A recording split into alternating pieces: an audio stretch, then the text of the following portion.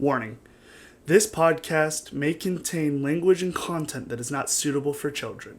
Listener discretion is advised. Hello, y'all. Thanks for tuning in to Tuddies and Buddies, a daily double down sports comedy show where we bring you the latest news in sports, primarily the NFL. Today, me and my co-host Nate will be discussing the Super Bowl 57 results, along with some of our top picks for free agency, drafts, and trades. But before we get into that, I'd like to talk to you guys just for a second about our hotspot segment today. So I'm going to take a little bit of time to discuss NBA because it's really important. Just last week, there was the trade deadline on February 9th. There's no more trades for the NBA season. And let's say there was some ridiculous trades. Now, I reported last week on the Kyrie Irving trade. Now, Kyrie Irving's gone, so is Kevin Durant. So, in a 4-team deal, Kevin Durant was dished to the Phoenix Suns. They received Kevin Durant and TJ Warren. The Nets received Michael Bridges, Cameron Johnson, and Juan Pablo Valle, 4 first-round picks and 2 second-round picks. The Bucks received Jay Crowder in this trade, and the Pacers ended up getting George Hill, Serge Ibaka, Jordan Nwora, and 3 second-round picks. Now, out of everyone, I say the Nets definitely got the most bang for their buck. The Nets got 4 first rounds and 2 second rounds. Even though most of those are futures, still good. They also got Michael Bridges, who is one of the most underrated players in the league, in my personal opinion. Bucks, they gave up a pick and they ended up getting Jay Crowder. I think it's a great move for them. Jay Crowder's a solid player, great on the wing, good pickup. Now moving on. The Hornets and the Clippers have made a fairly straight-up trade. Mason Plumlee goes to the Clippers, and in return, the Hornets will receive Reggie Jackson and a 2028 second-round pick from the Clippers. So, yeah, Mason Plumlee, he's not a huge dude, but you still get Reggie Jackson, even though he's out of his prime, and you still get a second-round pick up in the future. So, you know, you probably don't want to hold on to that pick, but it gives you some draft capital, gives you a little leeway to work with if you try to build your team a little bit bigger.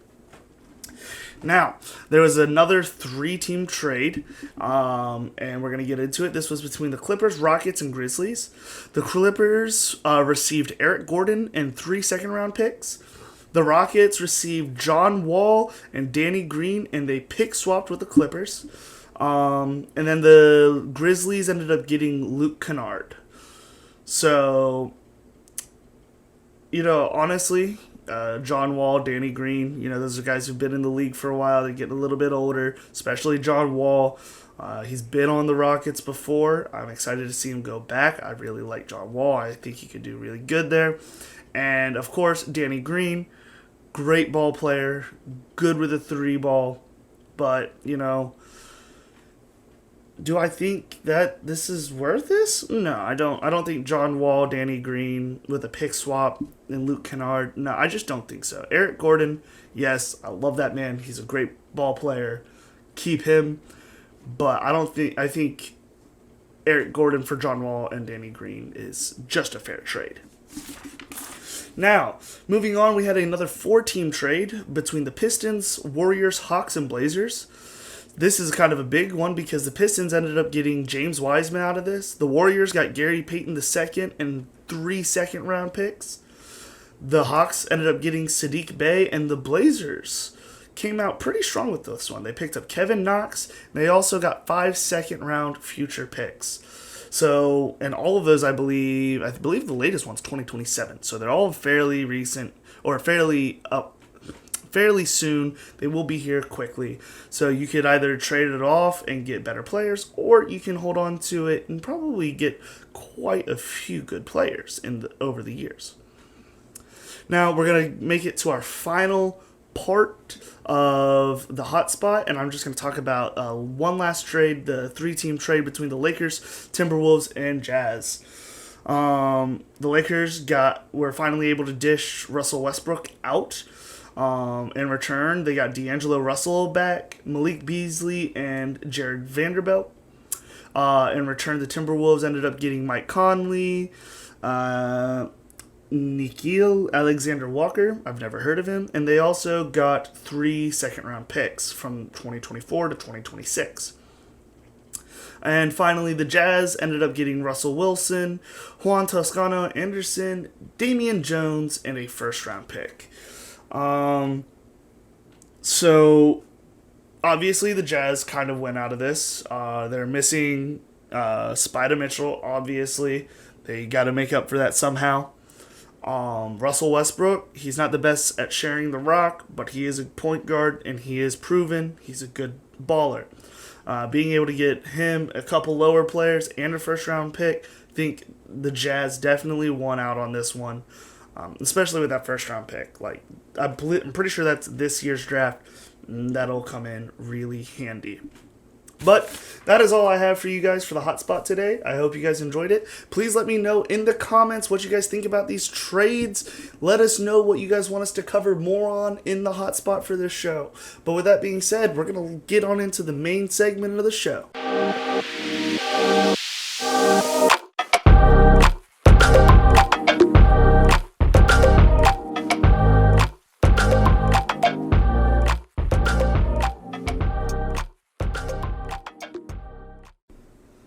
Alright, so we're finally into our main segment of the show where we will be joined with our other co-host. How you doing today, Nate? Doing pretty good. Got a lot of shit to talk about with y'all today. Yeah, so on this episode of Tuddies and Buddies, what are we talking about? Well, we're going to go over the Super Bowl 57 recap, some of our thoughts on that game. Going to give you guys some information on trade rumors and coaching moves going on. And we'll take a look at the draft and some upcoming free agents. Alright, sweet. So what do you want to start with then, man? We're going to start off with Super Bowl 57. What were your thoughts on it? Okay, so besides the fact that I said it was going to be 4 touchdowns each team, and it was 5 instead, I was pretty damn close. Yeah. So I'm pretty happy about that, although I didn't want the Chiefs to win. Like, I just knew that they would. Yeah. What did you think? How does that have you feeling? I was disappointed. You heard me talk about last week. I thought the pass rush was going to be a dominant thing. The Eagles got no sacks. Maybe even like 2 or 3 pressures. Yeah. Something like that. Patrick Mahomes had a clean pocket. When you give him a clean pocket, shit's not good for you at that point. Yeah, if you give Patrick time, like if he has more than 3.5 seconds, you're fucked. Yeah. Like they even said the defense coordinator was like, we need to get Patrick 2.5 seconds or less. That man stood in the pocket. I could have stood in that pocket and made some of those throws. Dude, I'm pretty sure he stood in the pocket longer than Peyton Manning was his entire career. And that's hard to do. He was able to... I was surprised that they were able to keep up, because they did play Juju. Yeah. They played MVS. Did they play Hardman? No, I didn't hear Hardman names called once. I didn't hear Hardman's name But they played called Sky Moore. Yeah. The rookie. I mean, I remember he had like one of those little like fake jet sweeps, and yeah. I think he had like 2 catches for like almost 10. Yeah, I mean, but he was not the focal point of that offense. And then you got Travis Kelce, just absolutely fucking kids' days up. Dude, like every other play, he was wide open in the middle of the field. So like, okay, something. Who was talking about it? I just saw this. Was it Trey Lance? Someone was talking crap about James Bradbury. Oh, Deebo Samuels. Yeah. Yeah, so Deebo is like, the only one I have respect for is Slay. And Slay played good, but he's got a point. That defensive line made all of them look like all pros. Oh, yeah, I mean, but this game, they didn't look like all pros. No, not at all. Was it Bradbury who got the holding call like the last minute and a half or something? Yeah, I mean, okay. What is your thought on that? Was it a holding call? Personally, I would like to see them let it play, but it was a hold. I mean, he had his hand on his hip. I'll give it to you, but I wouldn't want to be the guy who calls that in the last minute of the Super Bowl. But at the same time, with how much people have been like yelling at the NFL, oh, it's rigged, they have to call that, or else. Yeah, I mean, after the AFC Championship game, too, where, like, the no calls or the BS penalties that they were throwing, you have to call it at that point. Yeah, 50% of the fans are going to hate you. 50% are going to praise you. You Either can't way, make everyone happy. it's going to be a coin flip on that. Either way, because if they did call it and they do stop the Chiefs and the Eagles go back and win it, all the Saints fans are going to be like, why didn't you call that holding call? Yeah. You know? And it's just one of those things where, like, what James Bradbury said about it, he was like, this is a game. There's a lot more than just this one play that came to the outcome of it. But, yeah, I held him. Yeah, so. I mean, you also had Jalen Hurts fumbling and Nick Bolton returning it. I mean, if he just holds on to the ball, even just gets sacked, they're still up, 21-7 at that point in the game. Didn't they bring one of the fumble recoveries back? They brought the second Nick Bolton one back because it was that big bang play where he maybe caught it and then he got hit, and I was like, me being a fan, like I was like, that's not a fumble, like because you know the NFL's like you gotta make a football move, and he literally just caught it, was like didn't even move, so I was like he took one step and got his other foot down. So I'm like, yeah, it could be two steps, but at the same time, it's so quick and so fast, and he didn't turn. Yeah. He didn't have the time to turn his body.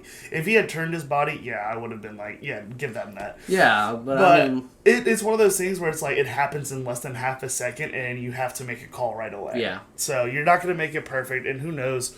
I mean, honestly, I do think that was the right call, especially because... It just seemed rigged. Bolton scores twice.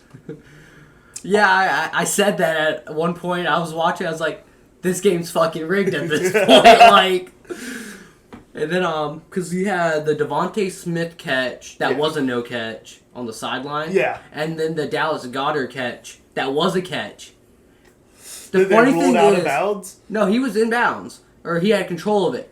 Even though I feel like Devontae Smith's catch was more of a catch than Dallas Goedert's catch. Because he had, they're like, he had it, barely in his hand while his second foot was still on the ground. I'm like... Yeah, but then you do, you can actually see with Goddard's catch. You can see him gain control back of the ball. Yeah, but, I didn't see where the foot was touching his second foot, so maybe that was just me being blind on that one. But Devontae's catch looked a little more like a catch than Dallas. This is true. So, I mean... I'm excited to see what happens with Devontae Smith. I think he has a good career there in Philly, especially with Jalen Hurts. And you're going to have to double-team one of those two guys. Yeah, and I think that's the role that Devontae will probably play a good amount of his career, is that second fiddle deep threat. Yeah. Just because he's a slender guy. He's going to get pushed off his release every so often, mistime those routes. And, he just doesn't have the frame to add, 10, 15 good pounds of muscle on him to play. So, if you have him second fiddle or, not necessarily even a slot guy, just more of a deep threat, make sure everybody stays 5-10 yards off of him, he would have a good career. But he's going to need that either big body wide receiver off the other side or a tight end like Travis Kelce. Well, they do have Dallas Goedert. Dallas Goedert, yeah, I loved him coming out of, North Dakota State or some shit like that. Yeah. I loved him coming out. I was actually hoping the Saints maybe would have got him because that was 2017, 2018. We didn't really have a tight end at the time. I was like... You guys drafted Taysom Hill? We picked him up out of undrafted free agency. Really? I thought you guys drafted him. No, after, the Packers released him from training camp or something. Holy crap. Yeah, we drafted Adam Troutman out of Dayton. Adam's not bad. I like Goddard more. Yeah. I just don't ever hear anything out of Troutman. Ever. I've heard zero. Yeah, because he, last year, he had a really, it'd be 2 seasons ago, technically, at this point. But he had a really good receiving year. 700 yards, 6 touchdowns or something. We're like, next coming of, our good tight ends. And then this year, fucking 30 catches for 400 yards and a touchdown. We're like, what happened here? Dude, I was looking at the Brown stats, just talking about people who go under the radar and still put up good receiving. Yeah. Dude, DPJ, Donovan Peoples-Jones. Yeah. He had 800 receiving yards and almost 6 tutties. Yeah, dominant player. But at the same time, who's looking to try to get him? No one probably. Exactly. He'll be a second or third thought for a team who's probably competitive at this point. I mean, well, I think he's a strong wide receiver too, and could step up and even play wide receiver 1. I don't think we're gonna win with him playing wide receiver 1, but I think he could still step up and fill that role and take on 1,000-yard seasons. absolutely, yeah. But anything else you had to say about the Super Bowl? That run game. Their run game was pretty much non-existent for both teams besides Jalen Hurts. Yeah, Patty had a couple yards. good. Patty had more rushing yards. Yeah, so that was another weird thing. Was that injury right before the halftime? When he was like really hobbling off. Yeah, the like field. I was like, I thought they were gonna pull him. All right, so with the pain it looked like he was in and like having to come off the field for a second, I was really like, we might get some Chad Henne time, here. And I was like, because I was talking to one of the guys at work, and he was like, how much you want to bet Patrick Mahomes gets hurt right before the halftime show? Chad Henne comes in the second half, balls out. And as soon as fucking Patty went down, I was like, this motherfucker knows the script. And I was like, oh, fuck. See, Nate, you just gotta pay attention, and you can read the script from a distance, man. Or, I think it was Nate Burleson, predicted that Andy Reid was going to be the out coach, what is it, Steve Sarkisian? I don't know the Eagles coach off the top of my head. Oh, head coach? Yeah. Nick Sirianni. Nick Sirianni, close enough, an S name. And then that the Chiefs were going to win 38-35, and that Patrick Mahomes would win Super Bowl MVP. He called that shit. No, it was 37-34. No, not Nate Burleson. He called it something else on live TV. Really? Because the one you sent me was... Yeah, no, that was... Literally, I just saw that, I think, today. No. You sent me this like a while. Oh, no, what I saw today, I didn't send it. Okay. Yeah.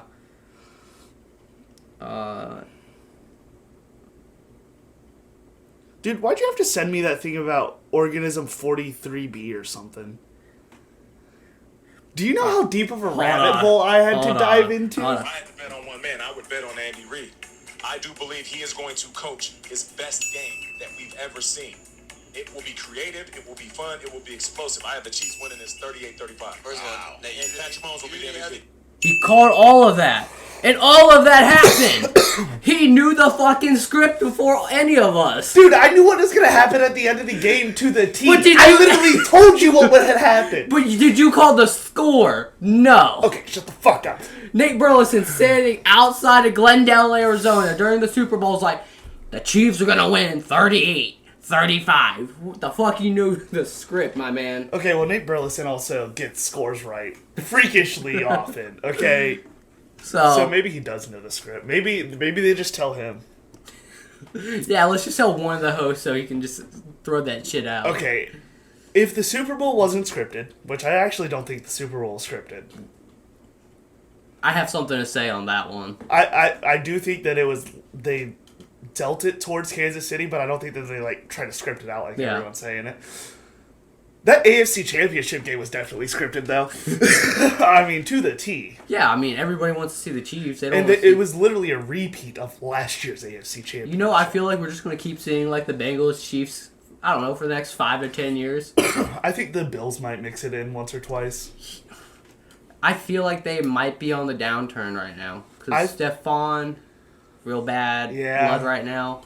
I mean, they have an offseason to fix it and everything, but... I think they're going to sign... we'll get into that. Is there anything else you wanted to say about the Super Bowl? Fuck the Chiefs. Fly, Eagles, fly. Jesus Christ, you're a Saints fan. Fuck the Chiefs. Okay, so my rule is, since I'm a Browns fan, I will always cheer for the NFC team, because fuck everyone else in the AFC. Oh, shit. So, I was cheering for the Eagles, but in my heart I was like, yep, Patty's gonna take it down. There he goes. Oh, here's a field goal. Thing. I didn't even watch the third or fourth quarter, really. Really? Yeah, I left my house probably 2 minutes into the third quarter, and then I couldn't pull it up, because I was like, I don't have cable at the apartment. Oh, dude, I gotta give you a website. I do have a website, but I was talking with the girls. So I was like, whatever. And next thing you know, I'm looking on ESPN. I'm like, the Eagles are losing right now, and the Chiefs have the ball. How's this gonna work? Type of thing. I mean, they came back, converted on the 2-pointer, and I was like, shit, this might actually happen. Yeah. What else? Shit, I was going to fucking say something. Creed Humphrey. Oh, he's a dog. Dog. I just love him. Absolutely good. Like, that was speaking on the Chiefs' offensive line, their interior line, I wasn't afraid of, like, handling that pass rush.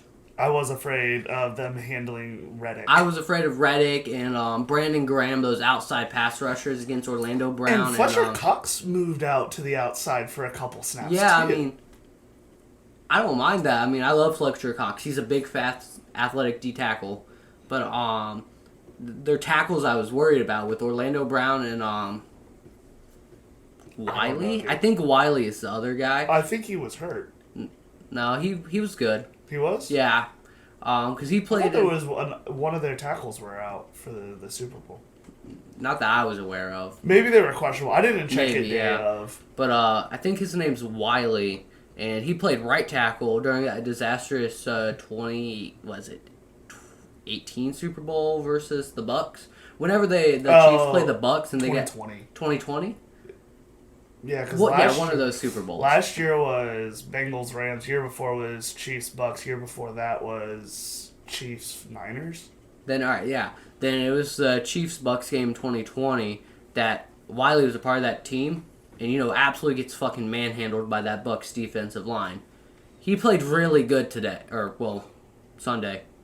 So. But I mean Vita Vea, that man was just shitting on that offensive line the entire game that Super Bowl. He impressed me with his development. Dude, I kind of want to see Cleveland sign Vita Vea to like a 1-year deal. We could use a linebacker. But I think that's all we have. I don't have anything else to say on the Super Bowl. No, I'm pretty good on the Super Bowl. So I guess what are we moving on to then? We're going to look at some coaching rumors, trades, any big moves like that happening around the league. So my original notes for all the coaches was like front and back of this page. I just kind of chopped it down to like the big names and the big moves. Yeah, I mean, yeah. So what do you want to start off with? First, gonna do a little Saints plug right here. Saints signed Joe Woods, defensive coordinator. Yeah. I saw something about that though. He's only a tentative defensive coordinator. Oh yeah, he's not. He's literally there just to coach the DBs essentially. Okay. Yeah, because DA is still gonna be the primary defensive play caller, but like secondary scheming, DB work, Joe Woods is gonna be kind of heading that up and helping plan but not call. Yeah, he should not be calling plays. Yeah, I mean he has a long history of helping young DBs play. I mean when he was in Cleveland, I mean he had Denzel Ward. Can't say he made Denzel Ward, but he probably did help in that development of Denzel Ward a little bit. Well, I think to other people, like MJ Emerson, this past season, he was ridiculous, and that was his rookie season. Yeah. Grant Delpit, Greg Newsome, John Johnson, kind of pissed me off. Yeah, but I think it's overall a decent hire, just because, I mean, we do have young DBs. Yeah. We have Marshawn Lattimore. I mean, he's 27, something right there. Yeah, not he's like super, 26, 27. Yeah, not super old, definitely not super young at this point. We got Alontae Taylor coming into his second year. We have Paulson Adebo, his third year out of Stanford. All these guys shows potential. I just feel like we need somebody to coach them up a little bit more, get a little bit better play out of them. Joe Woods is good at developing. And I would say that. That's all I think he's really there for, is to develop. And I mean, he probably could have got a D coordinator's position somewhere else, but I guess he liked the opportunity he had with New Orleans. So you talked about your Saints, so I'm gonna plug my Browns now because you guys took our shit that we had to like literally throw out. Yeah. And so good on you for that. But we ended up picking up Jim Schwartz. See, Jim Schwartz is also gonna be a really good hire. Great defensive mind. I like his man-on-man coverage scheme. Yeah, and that's going to really benefit the Browns. The Browns run man coverage probably like 40-50% of the time type of thing. And because they have the corners, they have the safeties to play it. Why not play it? Well, I mean, that's what I'm saying. We have the corners. Our safeties rarely get beat unless they're in a zone. Yeah. That's the only time I've ever seen the safeties get beat, except for John Johnson once because it's fucking John Johnson. I only saw them get beat when they were playing zone, and that was because we have a really good pass rush, except Jadeveon Clowney. Why'd you have to fucking shit out on us and just play half-ass this year, man? Y'all also let him go like 2 weeks before the season ended. You're like, just don't come to the facility. He's like, all right, fuck y'all. Exactly. He was causing a lot of locker room drama. Okay, first of all... Look, you're talking to a guy who had Bounty Gate. I don't really give a fuck. You don't care about that at all. So let's Yeah. talk about the other Saints coaching move that happened. We talked about it a little bit last week. They traded someone away. Oh, Sean Payton. Yeah, I think the Saints got a pretty good deal on that. Sean Payton, I don't know how he's going to do with Russell Wilson just yet. I want to see kind of what he has in mind for him. I just don't know if they're going to be the best, combo, I guess, to say. I mean, Drew Brees is more of a short, precise, keep the chains moving, take that deep shot every once in a while. Russell Wilson's that... I'm going to throw it deep twice, run it, and then maybe Yeah, try to go for it on I'm going to fourth. scramble. I'm going to go off script, and somebody's going to be downfield at that point.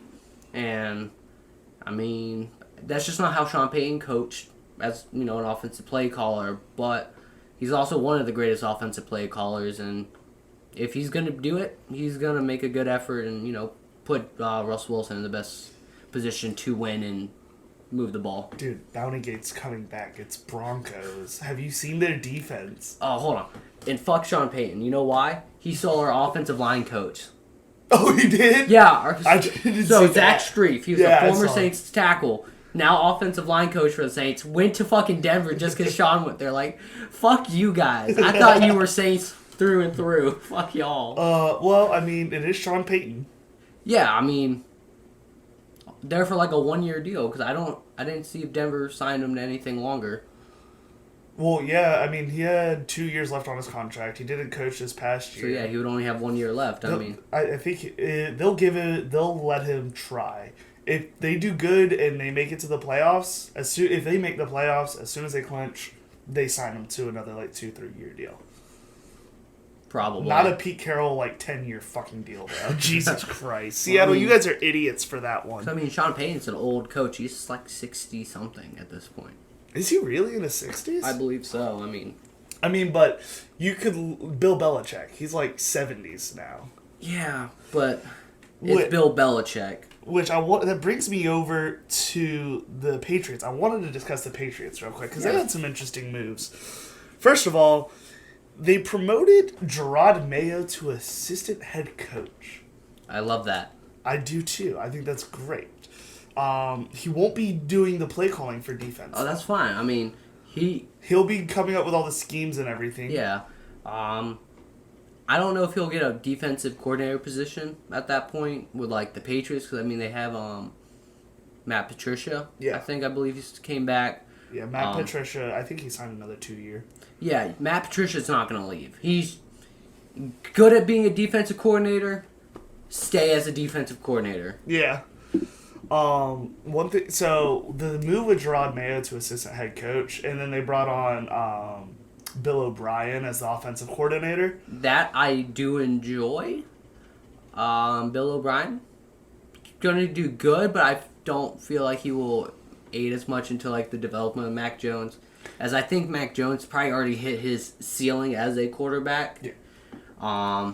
He's a middle of the road guy. I think this is Belichick's last year. Yeah. Yeah. Who do you Brady's think out of the league. There's no way he's getting him back now. Yeah. Who do you think would be the successor to Belichick? That's why I think they made the Gerard Mayo to assistant head coach instead of making him DC.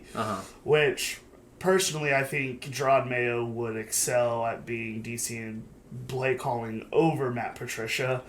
I fucking hate Matt Patricia. Yeah. He's an idiot. But, I mean, somehow he works with Belichick, and somehow it clicks. And the way that the Patriots have played over the past 2-3 decades, it's always been a defensive central. Mm-hmm. Like, Tom Brady won because he had a great defense, always. Yeah. Of course, he always had a weapon or two here or there. Aaron Gonzalez when he wasn't murdering people. Yeah. Julian Edelman, Randy Moss, just some of the greatest players of all time. Yeah. I mean, I understand. But seeing that Brady's out of the league now, I could see Belichick retiring this offseason or after this next season. I mean, I'd probably see him doing one more year. That never came to mind, Belichick retiring. He's been in the league that long that you just don't think about it. I mean, he's been a head coach for over 30 years. Yeah. I mean, I think his first head coach position was 91 with the Browns. Mm-hmm. And we fired him really quickly because he was awful with us. And then somehow he's good with the Patriots. Yeah. But that would overall be a good move if that's like kind of where they're heading. Because, I mean, Gerard Mayo is going to have that Patriot way already instilled in him. Yeah. He's going to know what's kind of expected. He would just have to surround himself with coordinators and assistant coaches that kind of fit that way, which I feel like that would be more like hiring retired Patriots coaches already or retired Patriots players and be like, look, or, hey, Brady, you want to be an OC for a little bit? Dude, Brady will not be a good OC. It's okay. He already signed a Fox deal. 10 years, $350 million. Yeah, that's more than he made in his entire NFL career. From salary. Brady, making that money back after Giselle took it all. I mean, he kind of deserved it. Like, dude, you retired last year. Stay fucking retired. You did not do... Like, he still put up good numbers. But you also had to look at his team. Look at his receiving core. Yeah, he did really bad, I guess, for what he had. Yeah. I mean, he still had, like, some offensive line issues. They got injured off and on. They had a losing record. But they still made the playoffs. The fucking Pittsburgh Steelers did better than them. And the Steelers had a good defense. And they have a quarterback. We can get into that later if we want. I'm gonna bring him up later when I give you some of my hot takes. All right. Dude, Brian Flores, Vikings DC now. I also felt that was a good hire. I think that's a great move for the Vikings. Surprise legal issues weren't getting in the way on that because of what happened last year. Because I know he did sue the NFL. He did sue him? Yeah, for some sort. I want to say it's like discrimination or something on that, but I don't want to be wrong on that. I heard about the case popping up. I didn't actually follow it. I never heard of it progressing at all, honestly. So I don't know if that was like kind of in a way of hurting him in some way, hiring wise. But we see the Vikings hired him. He's gonna be really good because that Vikings defense was bad, and they have old, like, aging talent, really, like Anthony Barr, Harrison Smith. There's a guy on the defensive line. I don't even know if Linville Joseph's still there. Like, I think last year was his last year. Yeah, old Patrick Peterson. I mean, this team is just Peterson. I think what Brian Flores is going to bring there is he brings a great blitz package from the Steelers, and he runs blitzes great. So if they can get a good defensive end or, a tackle, I think he's going to bring a really good scheme for the Vikings, especially when you're talking about the NFC North. You think the AFC North just runs the football. The fucking NFC North, that's all they do. It's like 37 rushing attempts per running back. Yeah, because, I mean, in the wintertime, all of them have open, like, fields besides, I think, the Vikings. Yeah, and the Lions. The Lions, the Lions in a dome? They are in a Ford Field, I think. That's a dome. The Vikings just got in a dome maybe 5 to 10 years ago. The year of the miraculous reception. And then you have... I'm going to throw that in your face all the time. That's fine. I've lived with this forever now. And then you have the Packers and the Bears. The two teams that I think most benefit from, like, cold weather games, really. Oh, definitely. The Packers thrive on that. Yeah, Aaron Rodgers is going to be 10 for, like, 35 with 150 yards and 3 touchdowns or some shit like that. Somehow. I have no idea how he does it. It'd be like the Mac Jones game where he threw 3 passes, I think. And they ran the ball, like, 45 times. Like 2 years ago, it was like 50-mile-an-hour winds. Oh, the Patriots win? Yeah. Yeah, that was insane. Yeah, that's the type of offense that's like run. When December comes around, they're just like, hey, we have a running back. We have an offensive line. Just jam it down their throat. Well, I mean, Dalvin Cook on this. Dalvin Cook is a great elusive back who... He's terrible yards after contact, though. But get a screen in front of him. Like whatever game I'm referring to off the top of my head, where it was just this year. Against the Bills? Might have been the Colts. Colts or the Bills, one of the two teams, I think. They threw a screen. Dalvin just bobbing and weaving through everybody. It's like an 80-yard. It was on Thanksgiving against the Bills. Okay, yeah. then yeah. That's where he excels. Get him in space. Let him eat how he eats. Yeah. I mean, Dalvin Cook, he reminds me, like... The best way I can put... Josh Jacobs is, like, the illegitimate child of Dalvin Cook and Nick Chubb. You know what I mean? Yeah. Dalvin Cook just reminds me of an Alvin Kamara. Although Alvin Kamara, he would lay into you and try to plow through you sometimes. Yeah, that's the thing. Like, Alvin knows how to give contact and when not to take contact to save his body. Yeah. So, like, he'll run for a 30-yard scamper and just see his safety. He's just like, nah, I'm just running out of bounds. Fuck this. I ain't taking it. I mean, I don't need to. I already picked up the first down. Yeah, like... And then you have Derrick Henry who's just like, fuck it, get in my way, please. See, that's what Kareem Hunt started to do. And I was like, dude, Kareem, you're not built like that. Dude, yeah, you're huge. You're jacked. But you are like... You're a receiving running back. That's the only reason we have you is for the run-pass option. Yeah. So, and you want to talk about some more coaches? We got the Colts hired a new head coach today. Yeah. The Eagles OC. Dude, Jeff Saturday was great. What are you talking about? I don't think Jeff Saturday was great. Dude, he was fucking on the couch that week, and they're like, hey, you want to be the head coach? He's like, I have no experience. They're like, come join us. I mean, if they would have, like, throw Jeff Saturday into, like, I don't know, an offensive line coach, let him grow there a little bit, maybe, but... Yeah, I don't know why they were just like, here's the keys. Yeah. Actually, I do know why, because they were trying to go for the number one spot. They came close enough to it. Yeah, I mean, honestly, I don't think that the Bears are going to be drafting any of the quarterbacks. Oh, I don't think that anyone's actually going to get that first spot. I think the Texans might trade out of their second spot. We will get to that dumbass take as soon as we're done with this. Fuck that take of yours. Oh, yeah. But the Colts OC, or the Eagles OC to the Colts,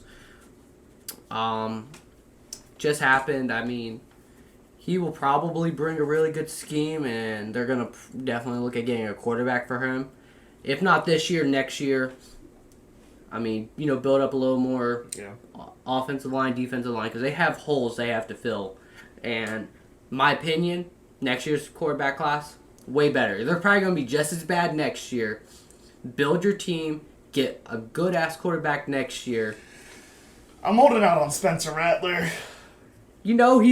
If I'm looking at my projection, he's like my 4th or 5th quarterback ranking next year. Yeah, he's a shit quarterback, but I just really want to see Spencer Rattler do good, okay? I like the fucking hair. But yeah, that's a good hire. The Rams hired Mike LaFleur. Matt LaFleur's little brother? Yeah. And what, OC? Yeah. So, I don't know how that's going to play out. Because you have, Sean McVay. Yeah. I was going to call him Sean Payton. I was like... See, I don't like Matt LaFleur as a head coach. I don't think he's a top 15 coach. He's just... I don't feel like he has control of the locker room all that time. I mean, he can't mend his fucking relationship with your star quarterback. I mean, yeah, they've been on hot and cold for the last, 5 years at this point. But at the same time, Mike McCarthy broke that relationship before he dipped out to Dallas. Come on, you can't... Yeah, you're right, but I mean, as a head coach, it's your job to kind of mend that relationship. Yeah. So, but that's how Matt LaFleur got his start as like an OC and all that. So maybe his little brother can figure something out. I mean, honestly, I don't think so. I think he's going to be shit out there. I think Sean McVay is going to try to give him the keys, but he's not going to be making very many play calls. I think Sean McVay is going to be like, don't fucking listen to him. Yeah, I mean, the Rams don't really have a good offensive scheme at this point. I mean, Yeah. Matthew Stafford struggled a little bit. I don't know how he'll help influence Matthew. Also coming off of that injuries he's had last year. Offensive line, not very good either. I mean, weak throughout. And then wide receivers, I mean, you have Cooper Kupp, but you can't rely on Cooper Kupp. As you saw, he got hurt this year, missed it. Yeah, you can't They rely just on completely Akers tanked, either as a back. I mean, he was good for a season, but... Yeah. So there's two more that I have down that we definitely need to hit. One, because we're going to be talking about a lot of Carolina stuff here in a little bit. Yeah. So Carolina hires Frank Reich as their head coach. Don't know him at all. Not familiar with him. He was a Colts head coach before he got fired, I think, this year. Was that him? I'm pretty sure it was him. Probably. But he's an okay coach. When they had Matty Ice 2 years ago, I think they went like 9-7. You know, good enough. Dude, they to just stay got afloat. Matty Ice this year. Did they? Yeah. Who was it? Carson Wentz. No, Jacoby Brissett, mate. They had Carson Wentz for 2 years. I think Jacoby Brissett was in there for half a season with Wentz. Are you looking it up? I am looking it up. God bless it.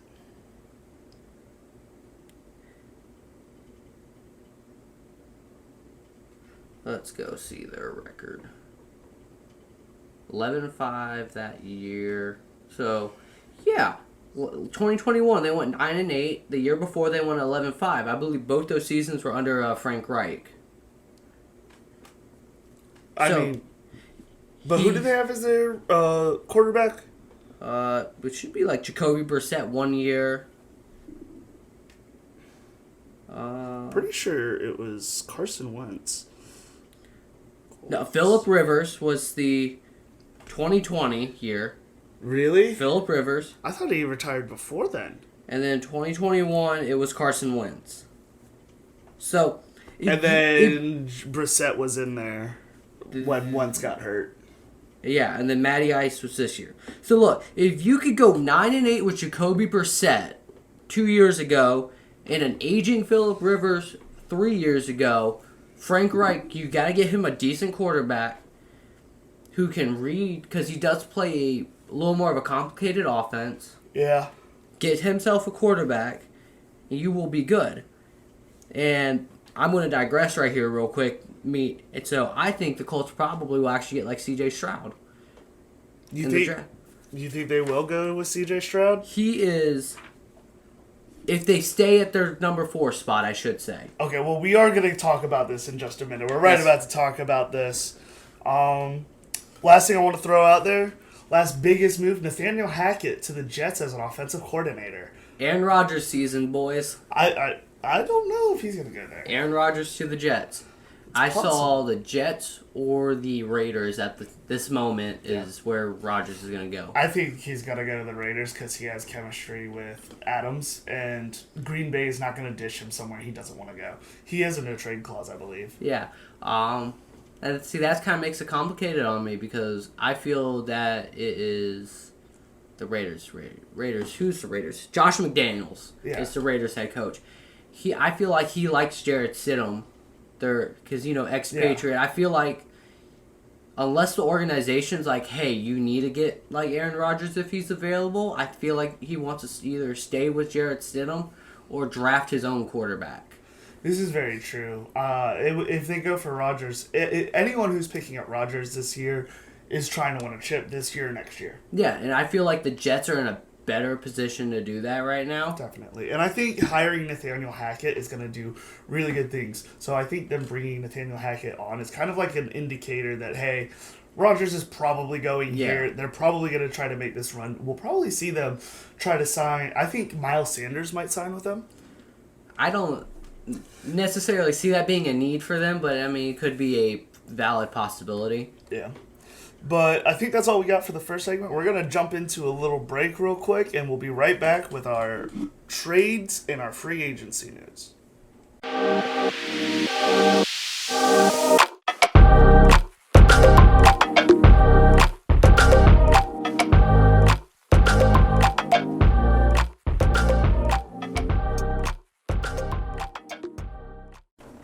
All right, and we're back for our second half of the show. We're going to start off by talking about some trades and some free agency stuff.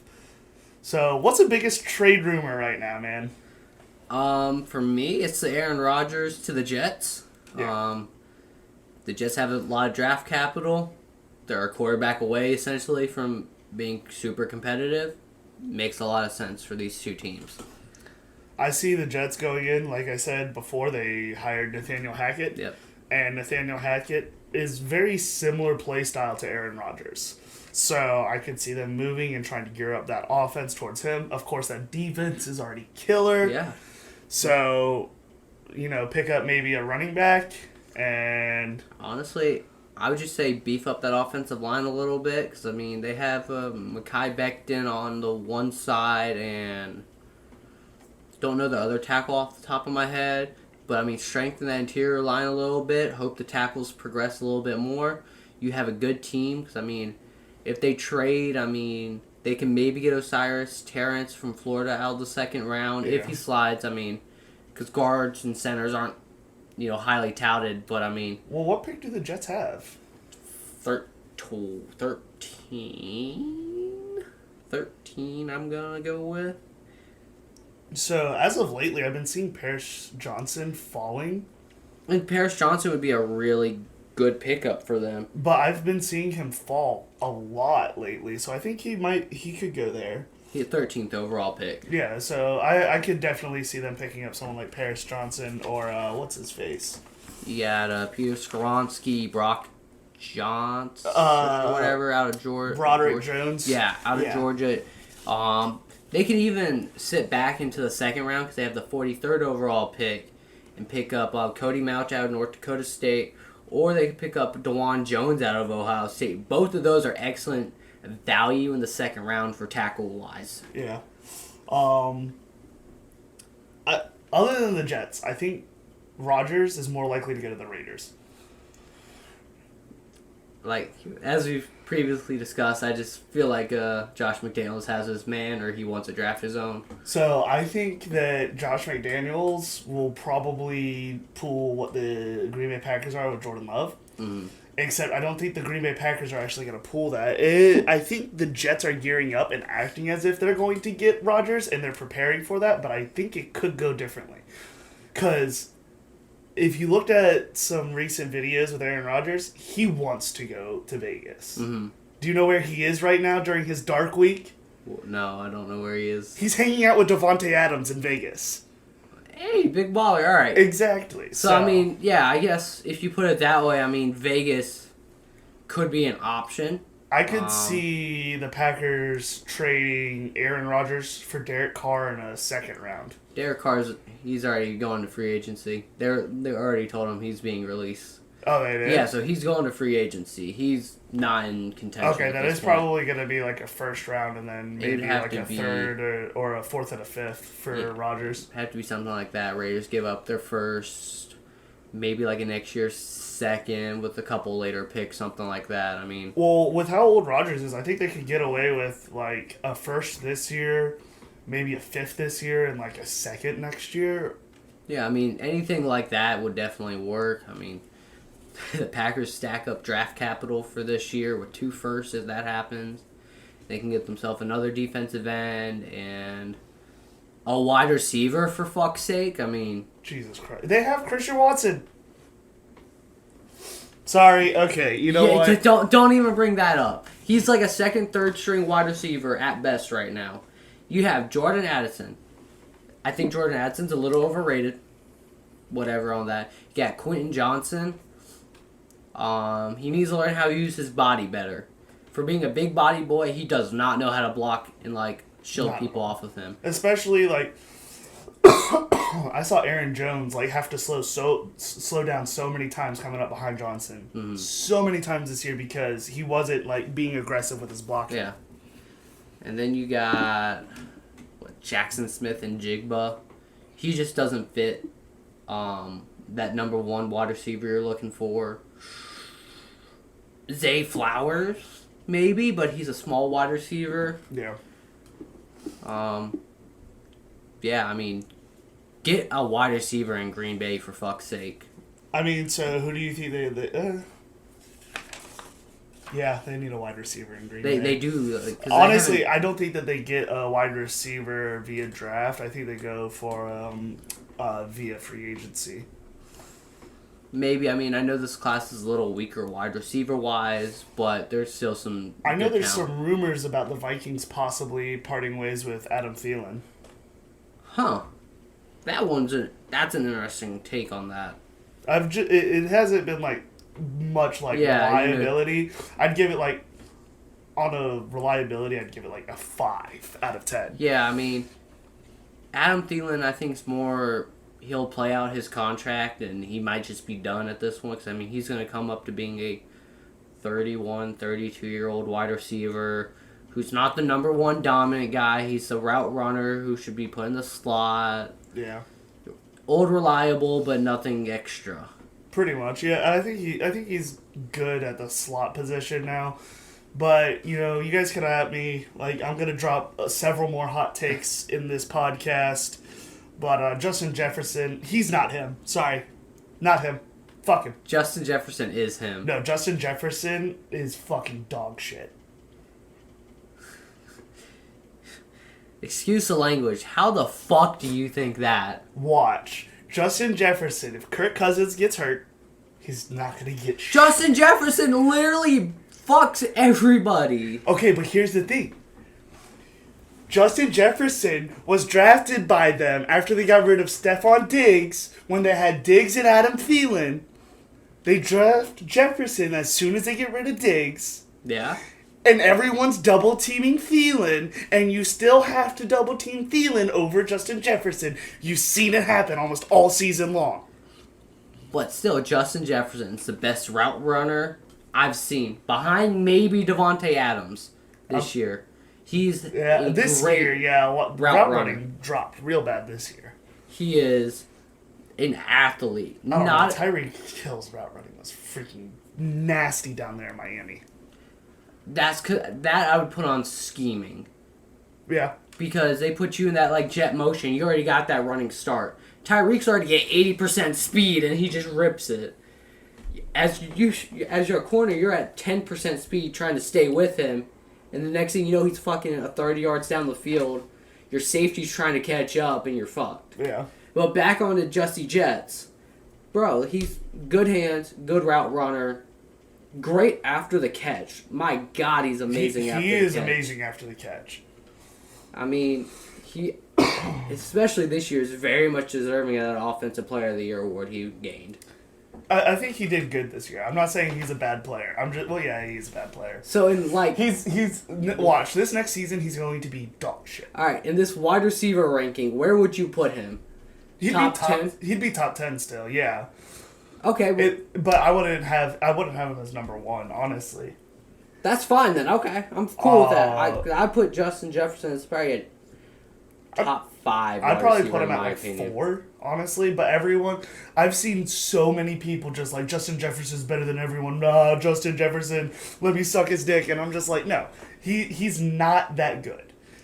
He's really good, yes. But you get rid of Thielen, you get rid of your passing attack screen route runner of Dalvin Cook. Yeah. What's gonna happen? Like they're gonna stop guarding against the screen. Mm-hmm. So if they lose Thielen or Cook, he's fucked. Yeah. But I still think Justin Jefferson top 5, like we said. because I can't put too many wide receivers ahead of him. I mean, Cooper Kupp maybe healthy, Devontae Adams. I could put Adams above him. I could put Waddle above him. I could put Hill above Waddle's him. not above him. I can already say that one. Waddle might be a top 10 to 15, but I don't see him being better than Justin Jefferson. I think we say Waddle's good scheme-wise. He's a good wide receiver, but in the scheme in Miami, he's just can get open better. Yeah. Well, you also have Tyreek Hill down there. Tyreek Hill, I think, would probably be right outside that top 5, right? Just this year. I mean, how could you say that, man? He carried that team the first half of the season. Carried. Offense. How the offense is schemed is all I'm going to say. Tyreek Hill is good, even great, but I have to count that offense. I mean, if you threw him in, like, I don't know, the New Orleans offense, he probably would do pretty dog shit. Who, Tyreek? Yeah. Well, if Andy Dalton's your fucking quarterback. See, so look, he's helped out just like Jamar Jefferson. Yeah, but Justin Jefferson. Jamar Jefferson? Yeah, Jesus. I was going to say Jamar Chase. I was going to say Jamar Chase is definitely better than Justin Jefferson. I don't necessarily agree. The only thing that Jamar Chase has, like, that would discredit him to that is he gets injured more. He does get injured more, but it's not even necessarily super bad injuries, I guess. I mean, it's an injury that will keep you out a week or two. Yeah, but he was out like 3 or 4 weeks this season. Yeah, I mean, he had a hip injury because they wanted to be precautious that he wasn't, going to re-aggravate it. Because they're already on a playoff run at that And you point. already have T. Higgins and Tyler Boyd. Yeah, so. which that's the thing. Jamar Chase is helped by having T. Higgins and Boyd and Joe Mixon and your fucking brother from another mother, Joe Burrow, just tossing dimes up to you. I hate Joe Burrow. Fuck Joe Burrow. Yeah, it's a little AFC North bitch. Fuck off. You have Andy Dalton, the literal AFC North bitch.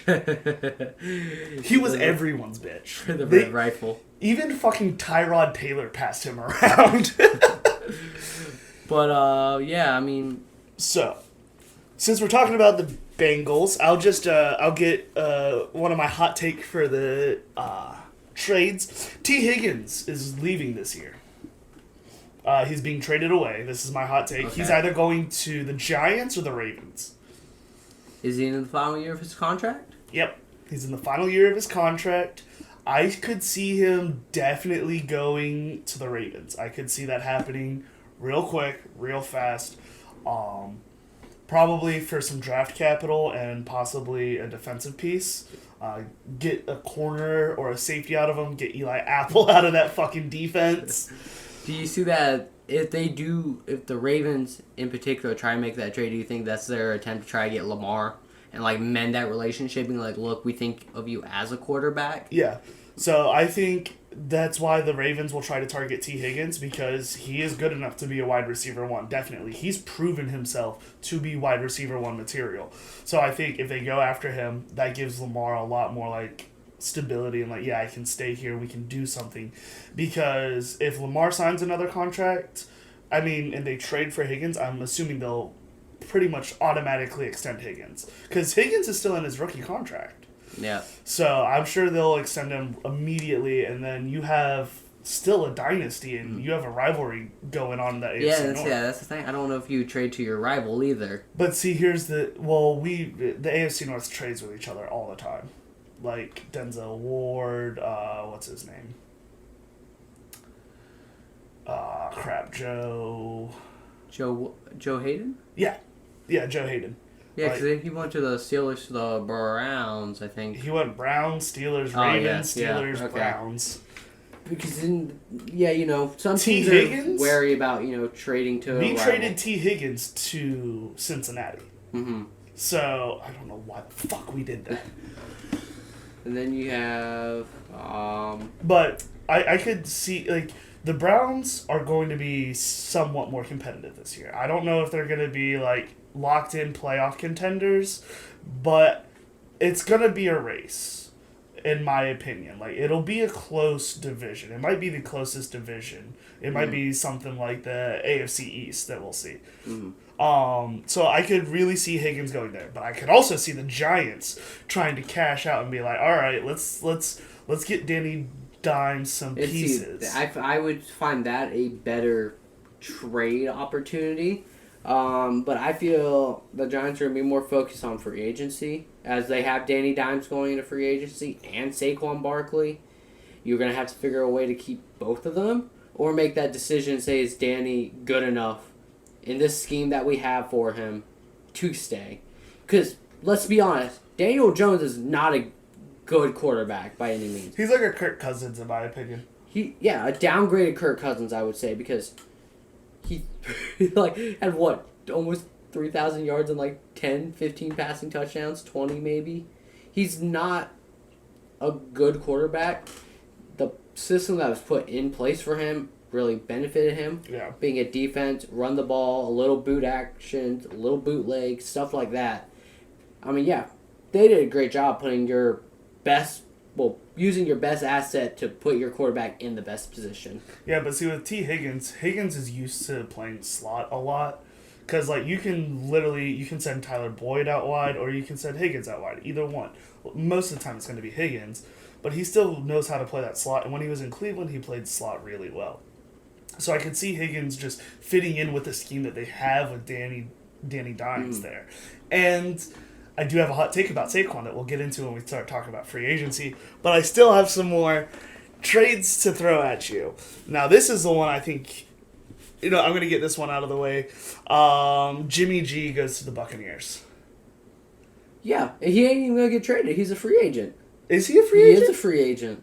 What? Yeah, I'm pretty sure he's on the last year of his contract. I am about 95% sure Jimmy G is a free agent. Look that up, because I'm pretty sure he isn't. Pretty sure he's got this last year on his contract. Because we definitely would have tried to get Jimmy G instead of Jacoby Brissett if this was his last year on the contract. We would have done a trade with San Francisco. Yeah, because he only signed a 1-year deal in 2020. So he'll be a free agent again, yeah. He signed a 1-year deal in 2020? Yeah, for the 2022 season. Oh, crap. So, yeah, he'll be a free agent. Jimmy G to the Bucks. Good. More power to you, then. Yeah. I mean, Jimmy G. Okay, so I do have another quarterback going out. All right. Trey Lance to New Orleans. I take that. I know it's not the best thing. You guys definitely have your eyes on Derek Carr.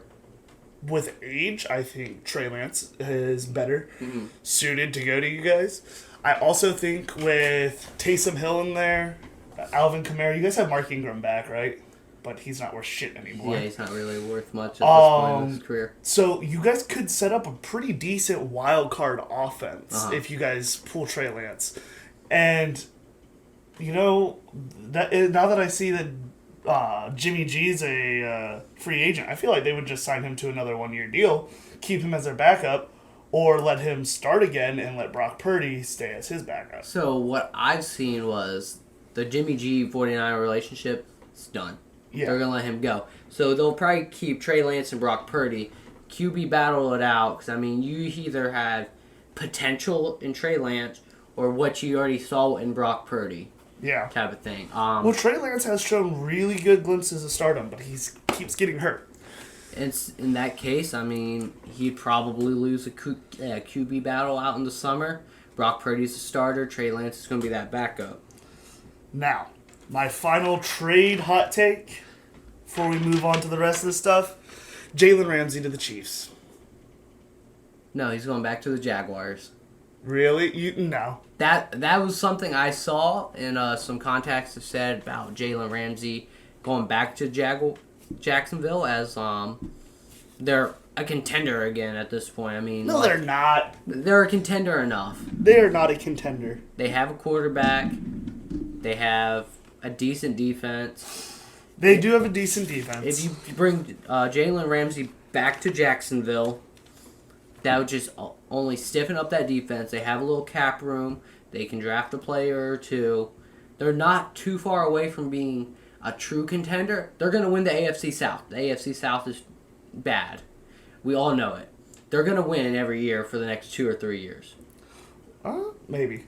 Unless Bryce Young and or C.J. Stroud or Will Levis, whoever's playing in the other two. Because, I mean, Titans, they are on the downturn. Ryan Tannehill is not playing too good. Defense is aged. Houston, we all know they're just bad. Colts, they're bad. The Jaguars are the only team that's competitive right now. So Jalen Ramsey going there would be a great opportunity to bolster that defense, as well as they don't really have to give up too much for him at this point in his career. Yeah. I just don't, like, Jalen Ramsey also has a no trade clause. I don't think he wants to go back to Jacksonville. I've heard the opposite. I heard he would like to go back to does? Jacksonville. That's what I've heard. I've heard that he didn't, but I haven't looked into it too much. I just heard rumors. He was like, no Jacksonville. I've heard Chiefs because, like, I mean, believe the Chiefs are going to repeat. Contender, yeah. I mean, he's a team hopper in my opinion. I mean, we saw him going from Jacksonville to. Did he go straight to the LA? I feel like he played for a team in between that. I think so. I'll let you look that one up to prove me right or wrong. But still, the case is that I think he's a team hopper. He wants to go play for the best team, the best contenders that give him the opportunity to play. No, he went straight from Jacksonville to LA. All right. So, yeah, but still, I mean, he's a contender. He's looking for a contender every year type of thing. And I think that he's going to go to Kansas City instead. Kansas City is a contender, but I heard a little rumors that they do like their corners that they have right now. They're not great, like by any means they're not the best corners, but no, they do good. Trent McDuffie as a rookie performed. He did all perform right. pretty well. There's another corner opposite him that I can't think of off the top of my head, but he's a good pass coverage, not afraid to tackle, ready to play the run. They have a great system going, and I don't know if Jalen would interfere with that, let's just say, because he's a big personality. He wants it to be all about him. Yeah. I don't think that's what that secondary is, and I don't think Steve Spagnuolo is going to really appreciate Jalen Ramsey in that way. I think the Chiefs are looking to get as many chips as possible. I think Jalen Ramsey, he's a team hopper. He went to LA right after they got good. Yeah. I mean, it kind of depends on how the Chiefs see their future, because as long as you got Patrick Mahomes, you're a contender. You keep putting pieces there, and you mortgage your draft away, mortgage your assets, because you're going to win. You're going to be competitive. You're going to go 12-5 every year type of thing. I mean, it could work. It just kind of depends on if they see corner and getting Jalen Ramsey, who's, I can't even say it's a lockdown corner at this point in his career as of late. Yeah, no, not He's anymore. a good corner, but like it depends on how valuable they see a corner position. Even if they wanted a corner, there's some excellent corners in the draft that they could also pick up. So DB might not be the biggest of their concerns because, I mean, they have Orlando Brown going into free agency this year. Their left tackle. Yeah. So maybe they're looking at getting a new tackle. I don't know. I would sign Orlando Brown back. Yeah, but he's going to want some money. Yeah, how much cap space do they have? The Chiefs have... I'll let you look that up. You probably got it like right up on your phone. No, okay, take me a second. Yeah, no, I just... Jalen Ramsey, the only other place that I could see him going to try to win a chip right away is Buffalo. Buffalo might be an option because I pair him up with Tre'Davious White would be a good option. And Poyer's a free agent. Yeah, so I think maybe Poyer they'd be looking stays, for more of a safety because he's also older in his career. Yeah. Still, we probably need a little more information what's coming out on like what the GM, what the head coach thinking long term at this point, or are they looking and still seeing themselves as a true contender? Honestly, with Josh as Allen? the Bill, well, yeah, I think they're going to be a contender with Josh Allen either way. Yeah, but if he loses a weapon and the defense kind of ages down, there just might not be as much of a contender as we would like to think. And then back onto our Chiefs for a second. Right now they would have $7 million in cap space. Yeah, they don't have. They don't have money to sign Jalen. Yeah, or I mean, because they could get him for like a 1 year on 5. Like Jalen ain't gonna do that. We all know Jalen likes the money. Exactly. So because they don't even have enough to get their left tackle back in Orlando Brown. He's gonna be garner a 3-year, $105 million contract. I mean, he's gonna get paid probably $20-30 million a year at left tackle. Yeah, they'd have to do some restructuring, and I'm sure. Well, Juju's a free agent this year too. Is he? No, or I think so. I'm pretty sure yeah, because he just got traded to them. Well, I mean, even still, I mean, the Chiefs are in a predicament, and I mean, we've seen them be in that type of issue every year, where it's either the offensive line gotta get rebuilt, or we're gonna trade Tyreek. Yeah, he only signed a 1-year deal with them. And I feel like they might even be able to get a wide receiver in the draft as well. I mean... Well, they have Hardman, MVS, and Juju all going to free agency. Yeah, that's a little bit of a harder replacement, but they still got Travis Kelce, still got Patty. Clyde Edwards-Helaire still back there, right? Yeah, Clyde... God, he's a disappointment. He is, but he's not that bad. He got surpassed by Pachenko and McKenzie at running back. You know what? He's just... No, he was hurt.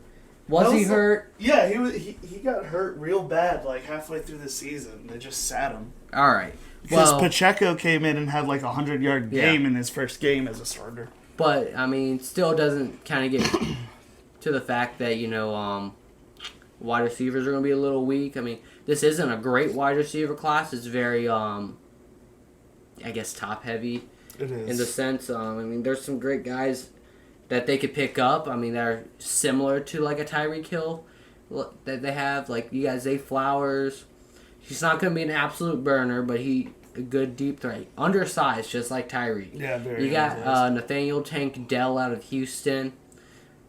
Shifty. Not fast, but shifty. Josh Downs. You got the wide receiver out of Tennessee. I can't think of his name off the top of my head. He's sort of fast, slender, and tall. My only issue with him is that he can get pushed off a press real easy. But there's some good options, second round, that they can pick at. And then, I mean, first round, they might have to look at drafting a tackle a little higher than they might want to.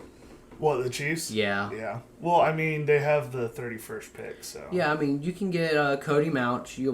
Like I said, he's one of the best looking tackles. Or they trade back. They might actually be a team that might trade back because they don't want to overvalue a position in that sense. Because, I mean, our top 3 tackles are automatically going to be off the board in Skansky, Paris Johnson, and Broderick Jones. Yeah. Those 3 guys are going to be off the board. All 3 of those guys are in my top 10 prospects of the entire draft. They are really good. I would put them probably top 15 in my opinion. Depends how you like to rank everybody. Well, I also looked at it as like what teams need. Uh-huh. So like my top 10 is, I do have the quarterbacks in there, of course, because quarterbacks, and I'm going to talk about them. But it's really a lot of teams need offensive linemen. Yeah, really bad. And this is a fairly deep offensive tackle class. Interior offensive line is... I haven't seen a single... There's, really good There's, guard. 3 guys, interior offensive line, that I would be confident in drafting. And only one of them, in my opinion, have a true first-round grade. And it's a very late first-round grade. I don't think so at all. I think all of them are, you can't put any of the guards or even the center in the interior up on the first round, maybe even the second round. I do not think we have any top tier guards really. I would have to disagree with that, as I think Osiris Terrence out of Florida He's good. I don't think he's a good guard. And value-wise, he will probably be late first, if not second round. And then the other guy is Michael Schmitz from Minnesota. Do you want to jump into the draft or free agency? Let's go draft since we're already on that. Gotcha.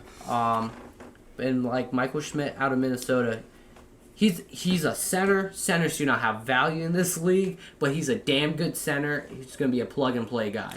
Well, actually, what have we seen? Like, strong Super Bowl contenders have the best center in the league. Yeah, but they're still not a value type of thing. Because right now, I think Smith's projected a second to third round projection. For me, I'd be very comfortable taking him as a second rounder if I need a center. Or even, he could play guard. I don't want him to play guard. So he gives you the versatility. Same thing with Osiris Terrence.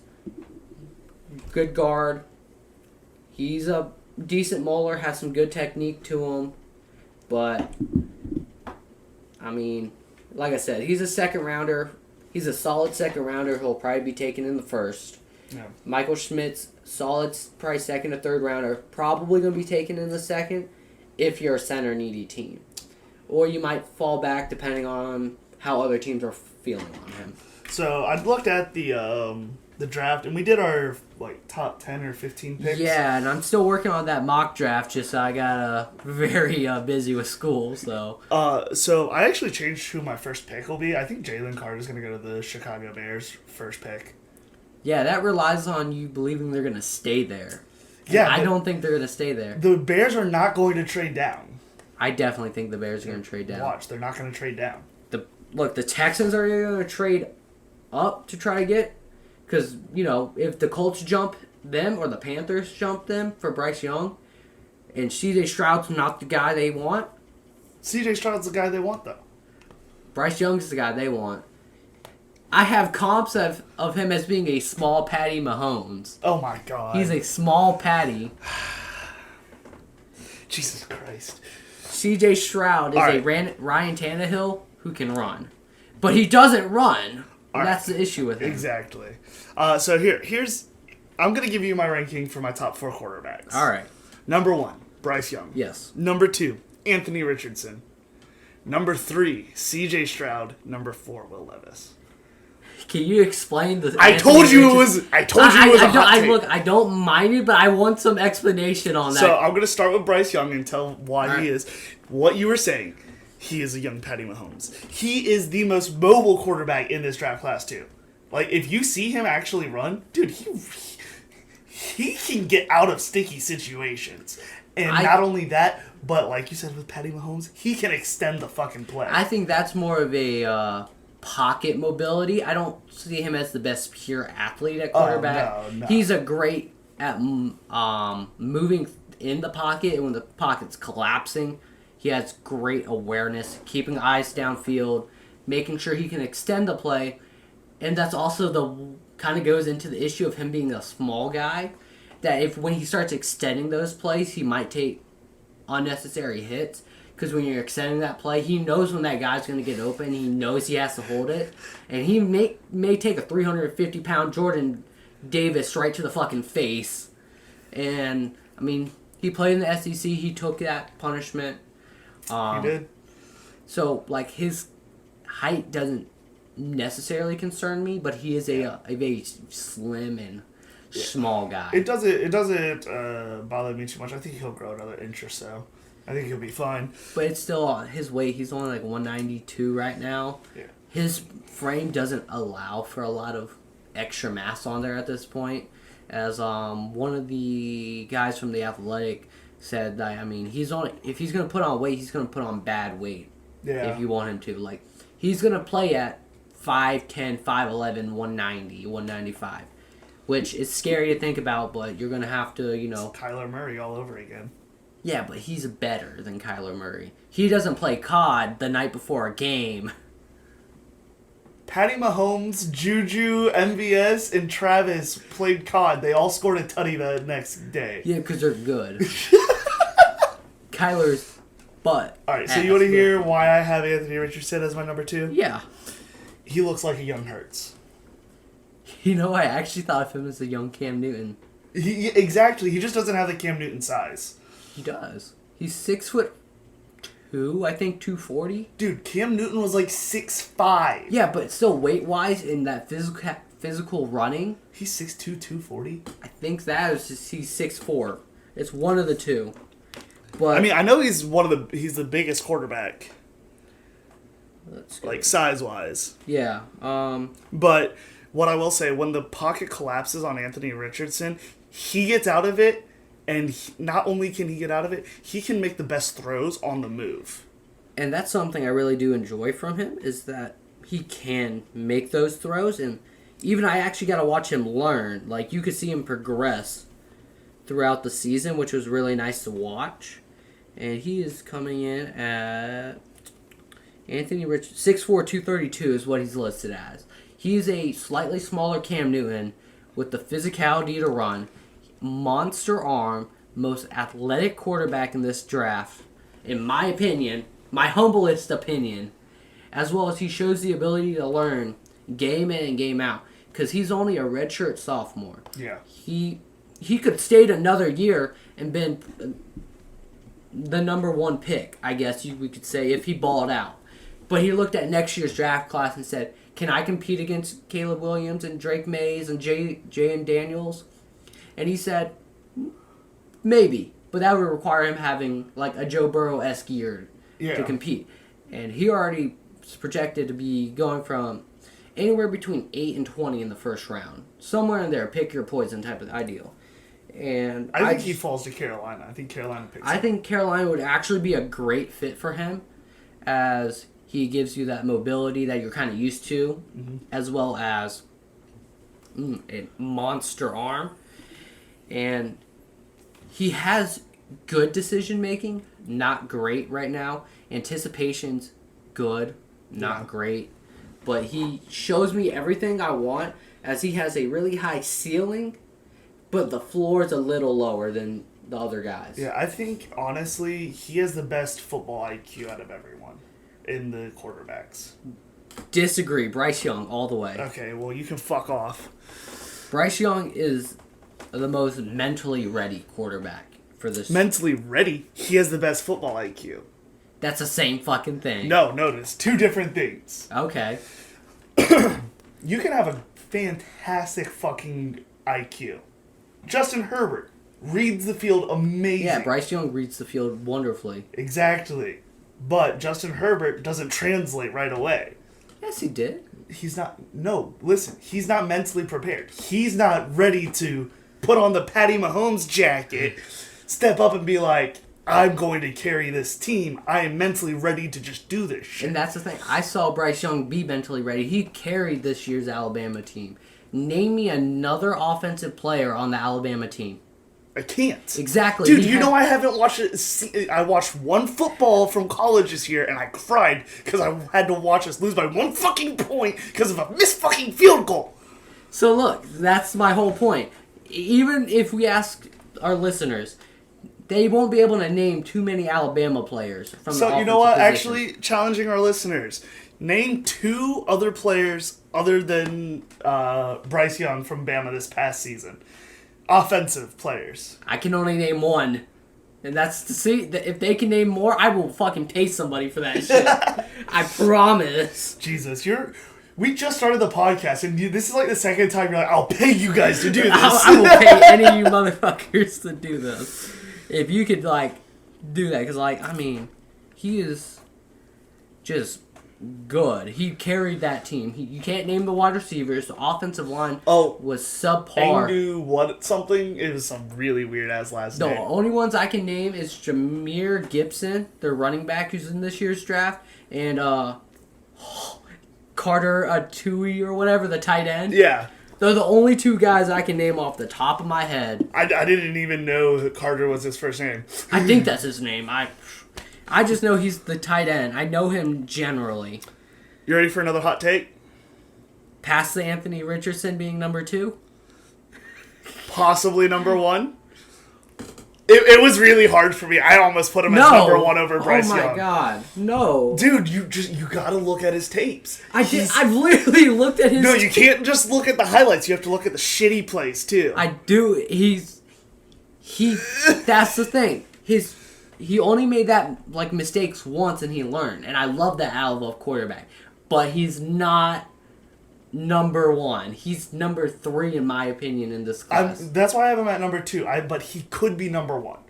I think he could be better than Bryce Young. Could. Especially if Bryce Young goes to fucking Houston. If we're going off of could, then yeah, because he does have the highest ceiling out of almost all these players. Bryce Young, I still think, might have a higher ceiling because he does give you that mobility. Not great mobility, but he'll do a 10, 15-yard scamper on you. But Anthony Richardson's like, I'm just going to run, and I'm going to fuck your day up. No, okay, dude, there's so many times this motherfucker looks like he's about to take off, stops, throws a 20-yard dime, tutty, easy. Dude, it's ridiculous. He's better than Lamar Jackson, I promise you. Wow, hot take it there. That's a hot take. Well, here's my other hot take. CJ Stroud's going to be shit in his first year. I don't think anybody's going to doubt you on that one. He stays in the pocket way too long. Dude, he stays in that pocket longer than it took for the Big Bang for us to evolve into people. Like, yeah. Which I think that's something scouts like about him, is that he isn't like all these other college quarterbacks who first read's not there, they run. He sits in the pocket. He has great accuracy at every level of the field. And as a scout, if you see he can do it, that's all that matters, that he can do it. And then you put it on the coaching staff to teach him how to do it, or evolve that into it. Yeah. Like we saw he can run in that Georgia-Ohio State Peach Bowl game. Yeah. That's all I needed to see right there. You use your legs. In 27 games prior to that, he has 1 missed tackle. In that game alone, he had 3, I think maybe even 4 missed tackles. Oh, shit. So, if he used his legs, that game, I will say, I was really impressed with him. As an Ohio State fan, I loved what he did. I don't think it's going to translate. My take is his first season. I think he's going to be a decent quarterback. I don't think it's going to be right away.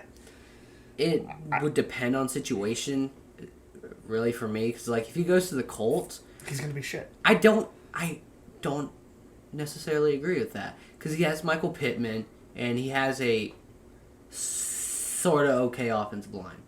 You have Quentin Nelson. Yeah, Jonathan Taylor in the Yeah, he backfield. has some weapons.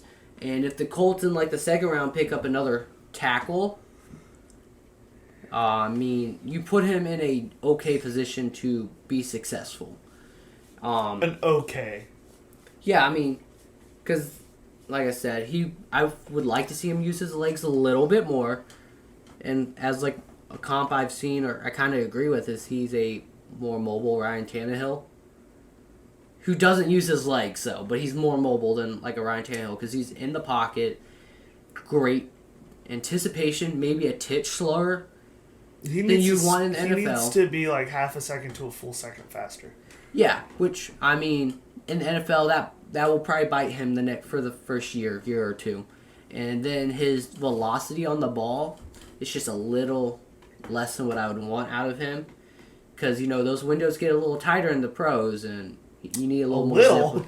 Yeah. Dude, if you see the gaps on the college field and you're watching it side by side, it's insane.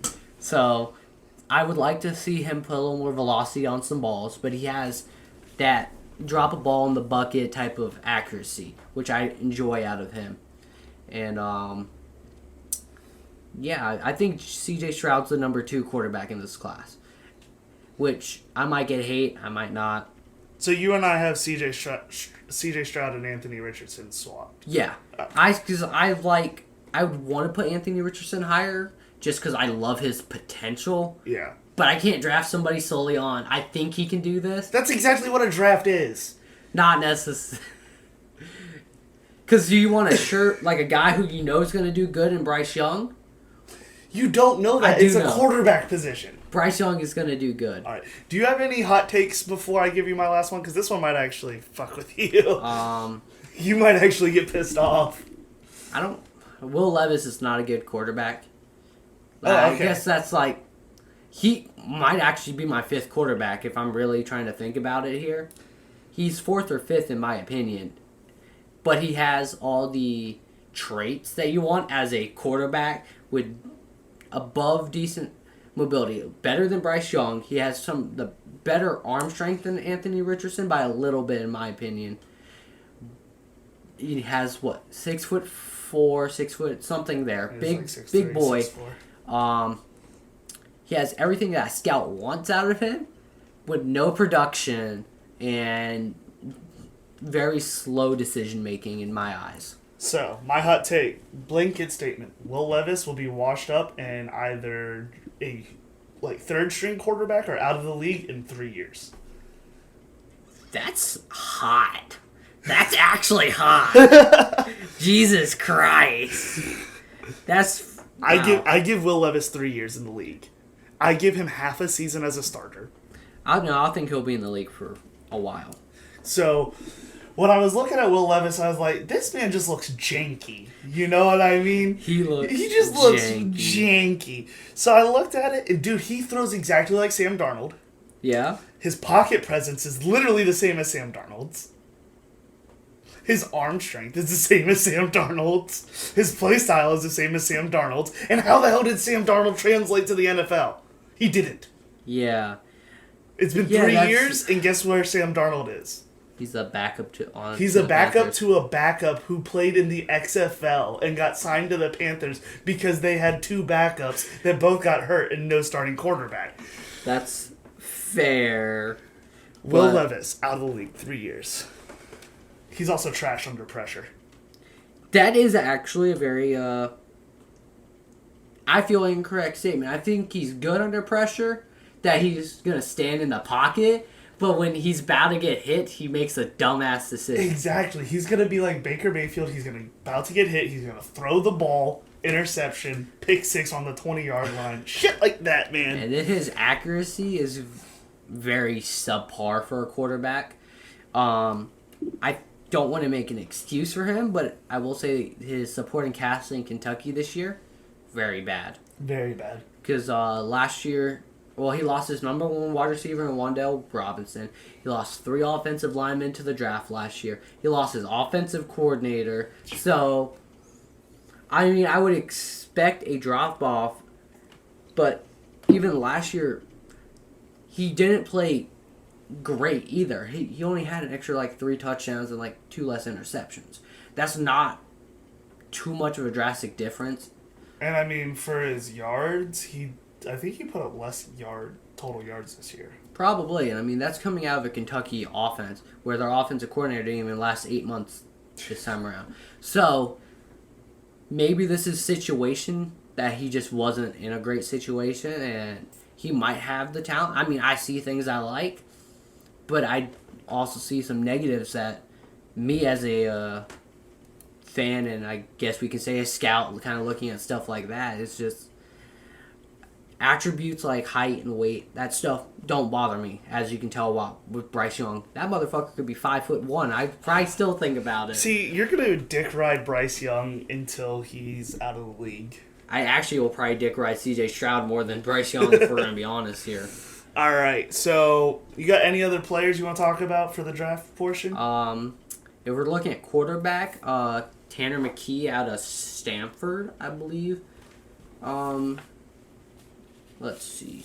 Let me pull up my information on him. Yeah, Tanner McKee out of Stanford. He is a big guy, 6'6", 230. He has the big old attributes that you're looking for in a quarterback.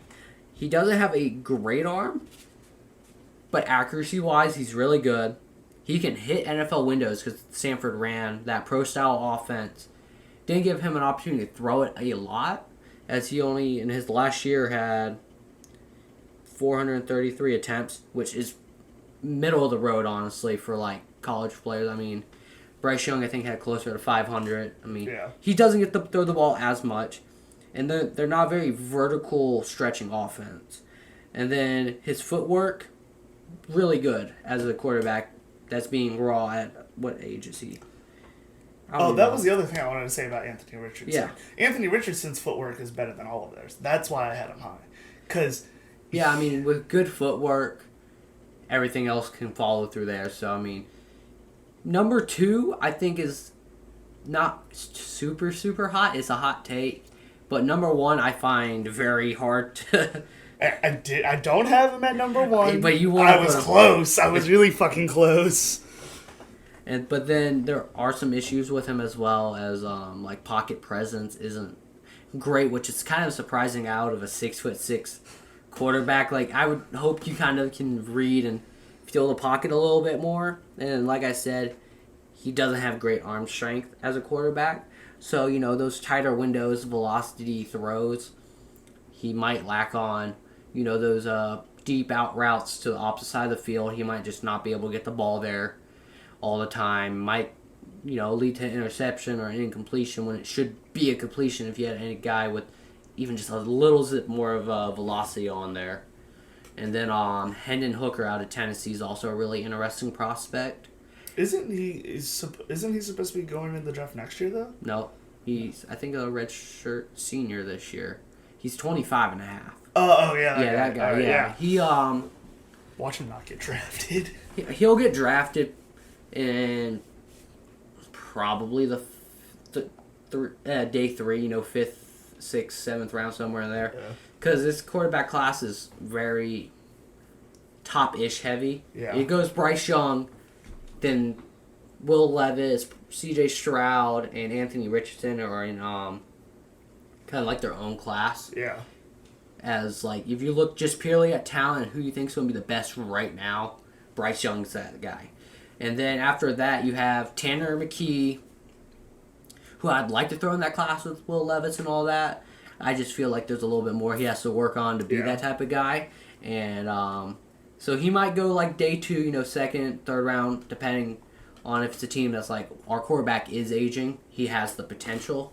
Then everybody else is pretty much a day 3 guy who probably won't get drafted until the 4th, 5th round, like Hendon Hooker, because he's going to be a career backup right there. Yeah. 25 and a half. When the season starts, he'll be almost 26. Off of a torn ACL and a gimmick Tennessee offense. It's just, there's too much of an unknown transition-wise. That's a straight-up coin flip right there. So, that guy... Hendon Hooker looked good in college. Don't know how he'll really turn out here. And, guys, please stop saying Stetson Bennett's going to be a good quarterback, for fuck's sake. I saw one guy rank him as, like, the 6th quarterback. I saw some dude rank him as 3rd, but only behind Will Levis and C.J. Stroud. Stetson Bennett's not good. He had Will Levis, C.J. Stroud, Stetson Bennett, Anthony Richardson... what's his face out of Tennessee, and then Bryce Young. I don't know what crack that would. God damn. Dude, I swear to God, in that comment, I literally told him that he deserves a second asshole. Because, I mean, Stetson Bennett is just as inconsistent, undersized. If you're talking about, what's his face out of Stanford, or Tanner McKee. Yeah, if you're talking about Tanner McKee not having the arm, Stetson Bennett's not gonna have the arm. Yeah, the only thing I think kind of goes for Stetson Bennett is that he's a okay decision maker. Yeah, but he's good at making quick decisions. But you're 5'11", 190, same thing as Bryce Young, with little to no mobility. Pocket presence is very underwhelming. A very underwhelming arm. There's nothing good about him besides him being on a winning caliber football team. Yeah. And that's the only thing that fucking saved his life. Well, I don't know. I could see Stetson going in, like, day 3, round 6, you know? Yeah, you know, a guy who won't ever touch the field. No, I think he could touch the field. Well, what round did Jordan Love go in? Like, 2nd or 3rd round? Yeah, 2nd round, I believe. Yeah. First. He got drafted in the 1st round. Did he get drafted I think first? so. Jesus, Lord have mercy. Look it up. I don't know where I put it on the ground because Luke keeps calling me. Let's see. Fire this kid. Fire him. He was drafted in the first round, 26th pick. Yeah, so he's drafted in the first round, and we see he's following the Aaron Rodgers route. But like I said, Stetson Bennett, not good. Let's see. Clayton Tune out of Houston. If I remember correctly, I think he played at the Senior Bowl or the Shrine Bowl. One of the two. He did good. That's all I really can say out of him. I like him. Like I said, day 3 talent. Dorian Thompson. He fucked LSU up 2 years ago with that running style of his. But I don't think he'll translate very well to the NFL. And then you got Aiden O'Connell from Purdue.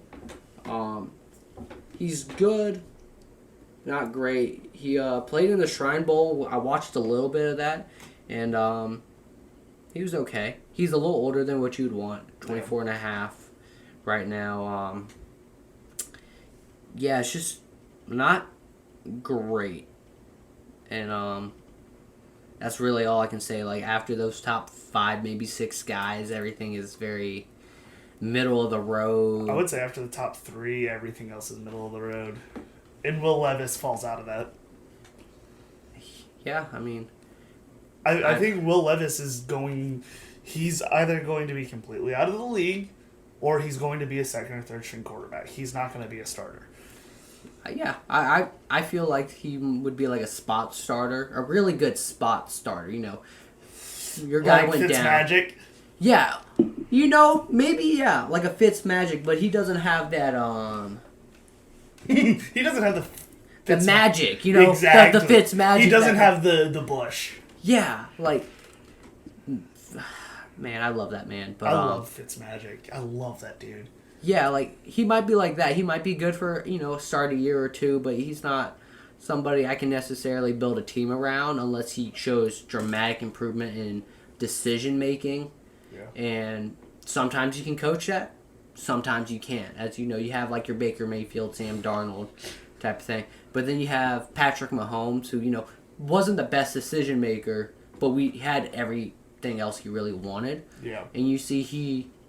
in a good system, good coaching, that he just exponentially got better. He was going to be a good quarterback, but he got exponentially better because he knows to make those checkdowns. You can still make those dumb throws once in a while, but they're more calculated dumb throws. Yeah, much more calculated dumb throws. And that's the area where I would say Will Levis was struggling. So, we are running really long. This podcast is going to be like 2 hours long now. So, let's move into the... I have to edit it, though, man. Okay? You're like, oh, it's whatever. And I'm going to be sitting here crying. We can break this up into smaller podcasts. That'll be even harder. So, here's... Guys, you should tell him to do 2 or 3 a week. So... Dude, I already do 4 podcasts a week. Let's record one every day of the week. You know what? Fine, whatever. I'm not editing it. Anything you say, they can cancel you. But like I said, let's move into free agency. I'm just gonna list off names. I want you to tell me where you think they're gonna go. All right. I'll give you mine, and then you can go. And then at the end, give me your top 2 or 3 picks for the Saints that they need to target. For sure. All right. So starting off, Lamar Jackson. Where do you think he's going, man? Possibly staying with the Ravens. I feel like the Ravens would be a great option for him to stay, but I don't know, how the situation is there. I think that I don't think it's beyond repair. I don't think it's like Aaron Rodgers and Green Bay relationship or a Derek Carr, Jimmy G relationship kind of thing. I think that it's not beyond repair.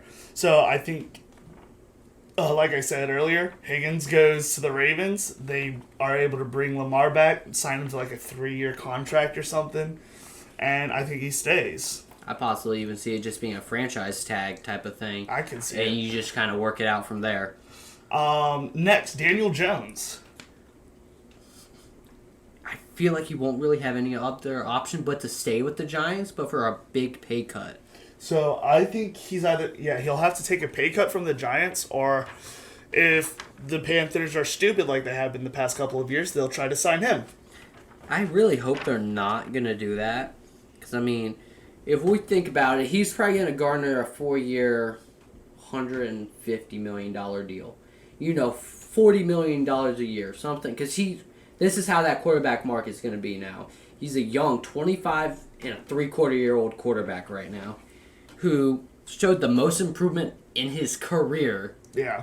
And they see a way that they can finally use Daniel Jones. I feel not QB needy team, but a QB wary team is going to maybe take a chance on them, because I don't think the Giants have enough cap room to sign Daniel Jones and Saquon.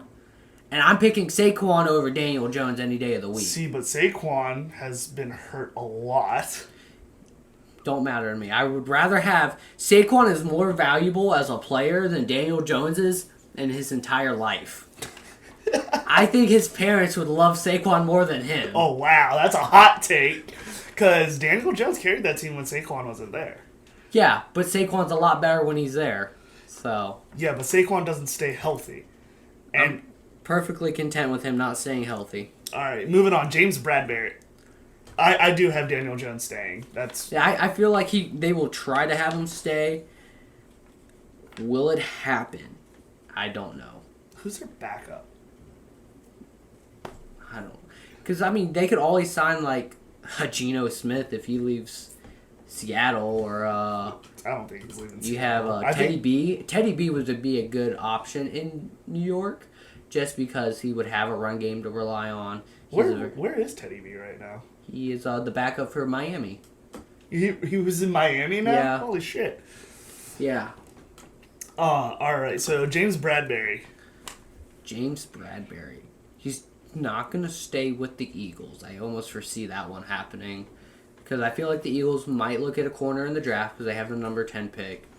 They could pick up Christian Gonzalez, Devin Witherspoon. Yeah, I have Devin Witherspoon going high. Yeah, they have their pick at DB at that point. So I feel like they're going to let him go. And James Bradberry going to a cornerback needy team. I mean, or cornerback needy team. Man, where would he go? I mean, that's just...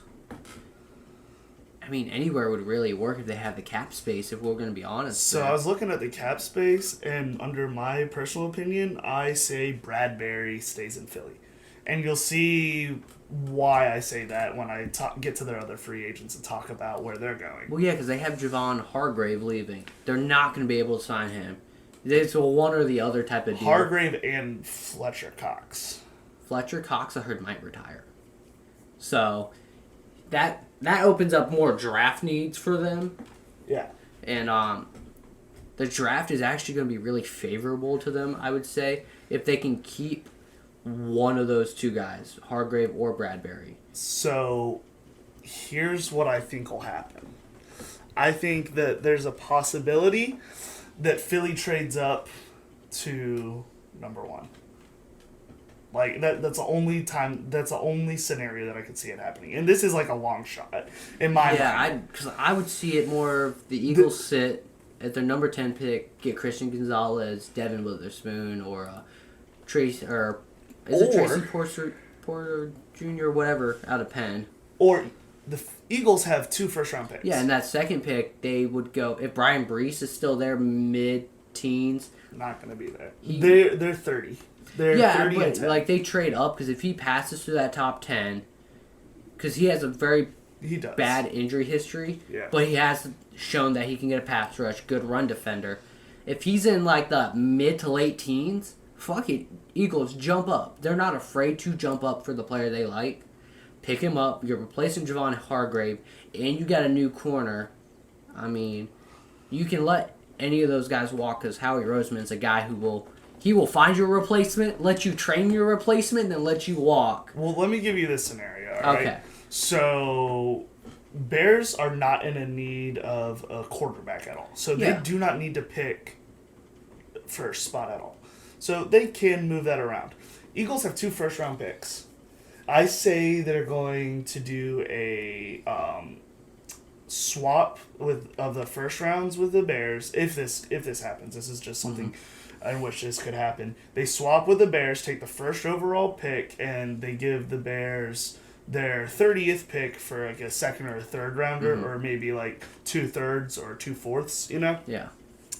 And they sign James Bradbury, let Fletcher Cox and Hargrave go, and they draft Jalen Carter. Now, you have Jalen Carter as your interior lineman, Hassan Reddick, and what's the other guy on the edge? Yeah, Brandon Graham. Brandon Oh, you got Joshua. And you're forgetting about big boy Jordan Davis as well. Exactly.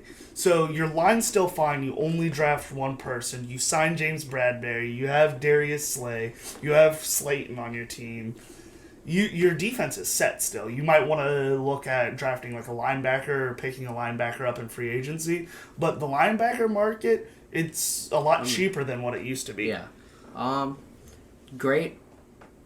Hotter take is what I can say, because I don't know if it'd be worth trading up to the number one, knowing that you already have your defensive tackle in Jordan Davis, who showed the ability to get pass rush. He's an athletic freak for being 350 pounds. He ran like a 4.7 40. He's an athletic freak who I feel if you give him enough time, he will be a dominant pass rusher, as well as he's already a good run defender. So maybe they look for like an inside linebacker instead. They could, and then that poses the issue of the inside linebacker class is weak. Yeah. You have Trent Simpson, I believe, out of Clemson, who's a Trent Simpson's pretty good, man. yeah, he's a hybrid tweener linebacker, safety, Yeah. slot corner, whatever you want to kind of say in that, like a Justin Simmons type who went top 5 2 years ago or whatever. Like a J.C. Horn. It could even be like that, and then you have God, there's another guy I'm blanking on right now, but he's a more of a downhill run thumper type of linebacker, and you would have to ask Philly, who do you foresee being a better fit for your team? Because I would say Justin Simmons, because I mean you, besides the Super Bowl, you controlled the line of scrimmage. You control the line of scrimmage. Your linebackers can do whatever the fuck they want to do. They can be undersized because the offensive linemen aren't going to get to that second level to handle them. Yeah. So, a lot of options for the Eagles. I mean, they're just in a great spot in general. Yeah.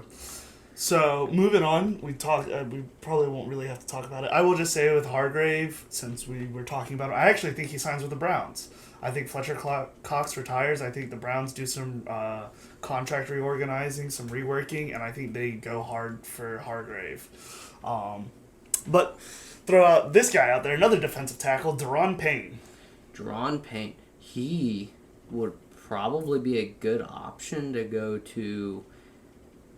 Philly might be a great option for him to just go right back to. Deron Payne is not on Philly. You know, he'd be a great option to go to Philly. Oh. Because, I mean, you would replace Hargrave, you get a younger guy. If you can fix contracts, which Howie Roseman, he'll figure some shit out, or whoever the GM of the Eagles are now. I know he will figure something out with that. And if you're not looking at the Eagles, he's not going anywhere in the NFC East. I mean, no one's really going to be able to afford him, and the Redskins are still in a rebuilding phase. They don't have a quarterback. They can't do anything, essentially. I think they franchise tag him. They could. I mean, that's their best player right now. That Are you gonna say Terry McLaurin's no, better? their best player is Chase Young. Dude, Deron Payne puts up. Chase Young. Chase Young. Yeah, but Chase Young has 2 years left on his rookie contract? 3? 2, I think.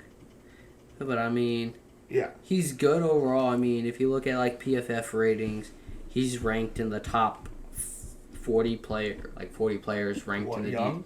Yeah, oh no, Yeah. Deron Payne. Yeah, this year he had a down year, so his draft or his market value might be a little bit lower than what he would have expected. But I mean, at the same time, he ranked 10th among interior defensive rushers in pass rush at 11.8% pass rush.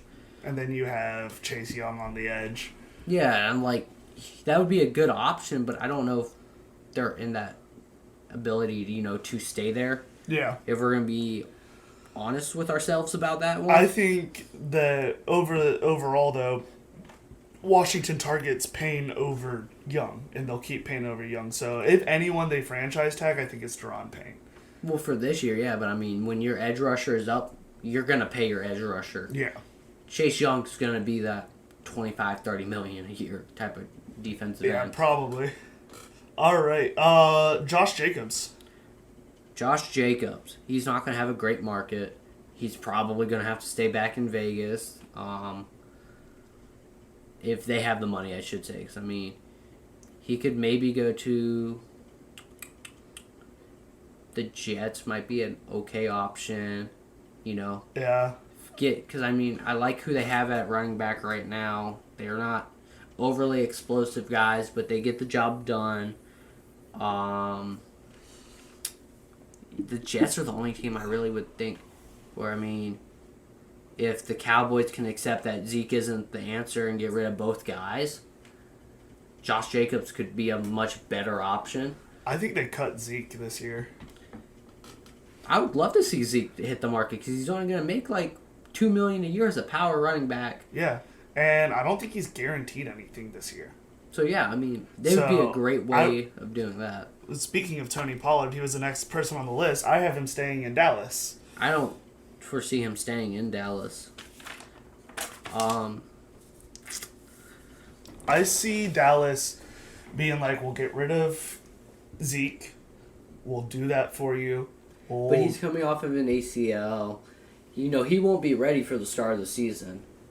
What, Pollard? Yeah, he destroyed his fucking knee in the NFC divisionals. I thought they got knocked in wilds, but yeah. Sometime in the playoffs. Yeah, so I mean, you know, it's going to take you 9 months to a year to usually recover from an ACL. Yeah. So 9 months in, you're going to be in November of the season. You're already going to miss 6 weeks or so. So it's going to be hard to find a place where he's going to get value. He's probably going to get a 1-year deal. Be like, show us that you can do it. Because he succeeded in Dallas as a change of pace back. Yeah. And I don't know if he can be that bell cow running back who's going to, you know, get 15, 20, 25 touches a game. Yeah. I could probably see him going somewhere like the Rams. The Rams could benefit from a Tony Pollard. Yeah. I mean, Cam Akers is not a permanent running back one solution. Darrell Henderson out of Kansas or whatever. He's not very good. He's not going to be an option. Tony Pollard would really... would really match the Rams, actually. And he would click with Sean McVay the most. Yeah, I mean, because you can pass, he can block, he can run, and the Rams are all about, you know, getting players into space, and that's where Tony excels. So, I mean, that would be a great option. So, I'm going to skip a couple of these, because don't really need to talk about them. We kind of hit on them earlier. Although I didn't... You asked me where Barkley goes. Yeah, where do you think Barkley would go? Arizona. Saquon to Arizona. Yep. That does not feel right. Doesn't feel right, but I think that's where he... Dude, do you know how many moves they were like, that doesn't seem right? Oh, I know. I am, as a Saints fan, I damn well know that one. James Conner's not the answer over there. He was never going to be the answer. They don't have a running back. They need a running back. Yeah. And I think that they go after Saquon because they think that they have something with Kyler Murray. I don't think they actually do. I don't think they have Super Bowl contention within the next year. Maybe in 2 or 3 years, but not this next season. But I could see them signing Saquon to like a 2 or 3 year deal for like 60 mil. That's a lot of money for a running back. Well, there. a 3 year, 60 mil deal for Saquon. Yeah, that's still would break down to $20 million a year. Would you not give Saquon 20? No, I would not give Saquon 20. How old is he right now? Is he still... I think he's the same age as Chubb. We're paying Chubb like almost 14 mil a year right now. 14 milli. It's not a fun number to be paying. And he's guaranteed that this year. So we can't rework his contract at all. Oh, God. Where? Saquon, how old are you, bud? Why can I not find your age now? Oh. Saquon is going to be 26. Yeah. I mean, if you do a 3-year deal, that rides him out to 29, and by that time, running backs kind of hit their decline. But I would maybe even say just a 1-year deal. Be like, look, prove it, stay healthy again, and we can make a deal after that. But I feel like Saquon's going to bank on himself and ask for that 3-year or 4-year deal to ride out his prime of his career. Yeah, I think he could definitely land that. Maybe not 60 mil, but I think he could definitely get a large contract out there in Arizona. I think they will try to make the most out of Saquon in his situation. Yeah. Jacoby Myers. Quarterback from the Patriots, right? Wide receiver. Yeah. He's the best wide receiver in this class, if we're going to be honest here. For... Like free agency wise. No, Juju's out there. No. You think? I think Jacoby Myers is a better wide receiver and the general idea of it. Ooh, that's a hot take. I wouldn't say necessarily. That is definitely a hot take. I would not say that. Do you not remember Jacoby just giving the Raiders a win? He's 26. He has the physical tools that you need out of here. He has one of the lowest drop rates out of any wide receiver. He has a 63% contested catch rate, is a top 5 mark among wide receivers. He's a contested ball guy. If you need a red zone threat, Jacoby Myers is the guy you can pick up in free agency. Because there's no one in the draft who's going to be that big body wide receiver besides Quentin Johnson in the first round, and you have a wide receiver out of Princeton who looked okay but wasn't great because he still didn't use his body, to box players out. So if you need that bigger body wide receiver, Jacoby Myers is your best option this year. So where do you think he goes? You could probably send him to, like, Atlanta maybe. Might be a decent option. Because they don't really have a wide receiver there. Ridley's gone, right? He's suspended from the gambling. So he's back this year. I don't think he's back. I'm pretty sure he was just suspended this year. I thought it was only a 1-year suspension. I have not heard anything about him. He's probably going to be washed up when he gets back anyways. But I have Jacoby Myers going to Chicago, teaming up with Allen Robinson and Justin Fields out there. That would also be a good option. I mean, they have the money to sign for him. They have the money. They can offer him a good contract. Yeah. I think that'll look the most appealing to him, especially because they can be like, hey, we just need someone to help out Justin. Yeah, I mean, that's also where wide receivers' careers go to die at this point. Yeah. I mean, the Bears do not know how to throw the football. They live in the 1940s of football. Yeah. They still wear 1-bar helmets. No, they're in the leather caps still. All right. So, finally, got 2 last people I want to talk about. Miles Sanders and Dalton Schultz. Dalton Schultz. I'm going to start with him. Maybe stay in Dallas, but maybe he'll go to, like, the Bucs might be a decent option for him. I know they don't have a quarterback, but they do really like to use their tight ends. Who else would Dalton Schultz be a good option for? I mean, I have a couple. Jaguars might be an option because they're losing Evan Ingram unless they sign him back, and he was a big part of their offensive passing game. Dalton Schultz is a good, not great receiving tight end. He also will block, unlike Evan Ingram. Mm-hmm. So for Dalton Schultz, I have him going to either the Jags or the Commanders. I think the Jaguars would probably be the 2 options. You have a quarterback already, and they showed that they, at least last year, like to use their tight ends, as Evan Ingram had the best career of his season, statistically. Dalton Schultz would make a great option there, as they're losing Evan Ingram unless they sign him back. Then for the Redskins, he would add another weapon to it, but I feel like he would be unwary to see that there's no quarterback necessarily in place. Yeah. Like if I was a tight end, look, I'm only going to get the ball thrown to me like 4 or 5 times a game, if that. Who do they have at quarterback right now? Tyler Heineke, I believe. Well, they had someone else too, because Heineke came in.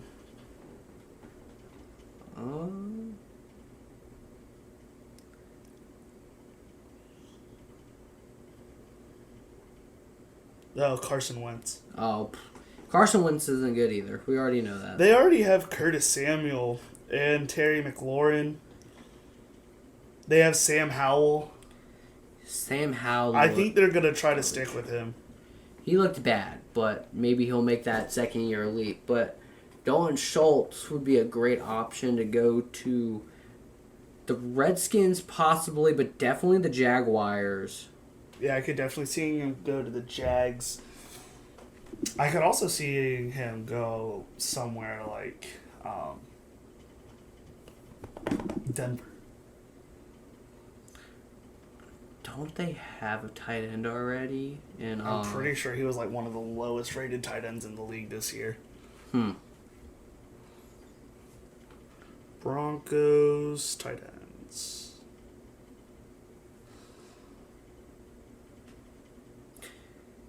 If Dalton Schultz doesn't want big money, I mean, he could even go to Cincinnati because I think they put their tight end on like a 1-year deal. If What, they Tyler Higbee? Not Hayden Hurst. Oh, okay, yeah. I think he signed a 1-year deal. You could send him there, give Joe Burrow another receiving threat. That's a more reliable short option. And will block more. Yeah, because I mean they have everybody who's going to go deep, intermediate. But where's that 5-yard little hitch route? I'm open. All they have is Joe Mixon, and he has to block half the time. Yeah. Also, God, their offensive line is still bad. Just real bad. They have to make major improvements.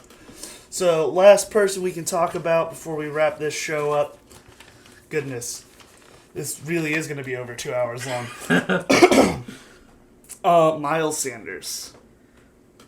Running back, Miles Sanders. I do not think he stays in Philly. I feel like he's going to get a good deal somewhere else. I think Carolina's going to offer it to him. I think Carolina's happy with their running back situation right now. Maybe go down to like Miami. Yeah, I was thinking Miami or who they have what? Who do they have running? Etienne in Jacksonville? Yeah, I mean, he's all right. I mean, even Miles Sanders to the Jags would be a good option. Yeah. Miles Sanders could go pretty much anywhere he wants. He could go to the Jets. He could go to the Jags. He could go to the Broncos. It just depends on what option he sees fits him better. The Jaguars, that you said, it sounds really good. It really makes a lot of sense in my head. Travis Etienne is very similar to a Miles Sanders in the receiving capability and running, the elusiveness, but Miles Sanders is a much better version of that. And he's also a lot more physical. And I feel that would really benefit Trevor Lawrence, as he doesn't have to do everything. Yeah. He can rely on Miles Sanders. He can dump it off to Miles Sanders, and even take pressure off the wide receivers and tight ends because they're not great, but they do make plays sometimes. Ugh, yeah. Whew. Okay, so is there anything else you wanted to cover? We covered a lot of stuff today. We did cover a lot. Fuck that. I think that's all good. I think we covered a lot of stuff. I think we had a lot of great discussions today, and I hope you guys got at least a little bit out of our bullshitting today. So I do want to throw it out there. Listeners, we want to hear from you guys. Tell us what you guys want to hear us talk about. Let us know if you guys hear about any rumors or any sneaky things going on. We'll make sure to look into it and bring you guys some content about it. But as for me, that's all I have to say for you guys this week. Peace out, guys. Enjoy the day.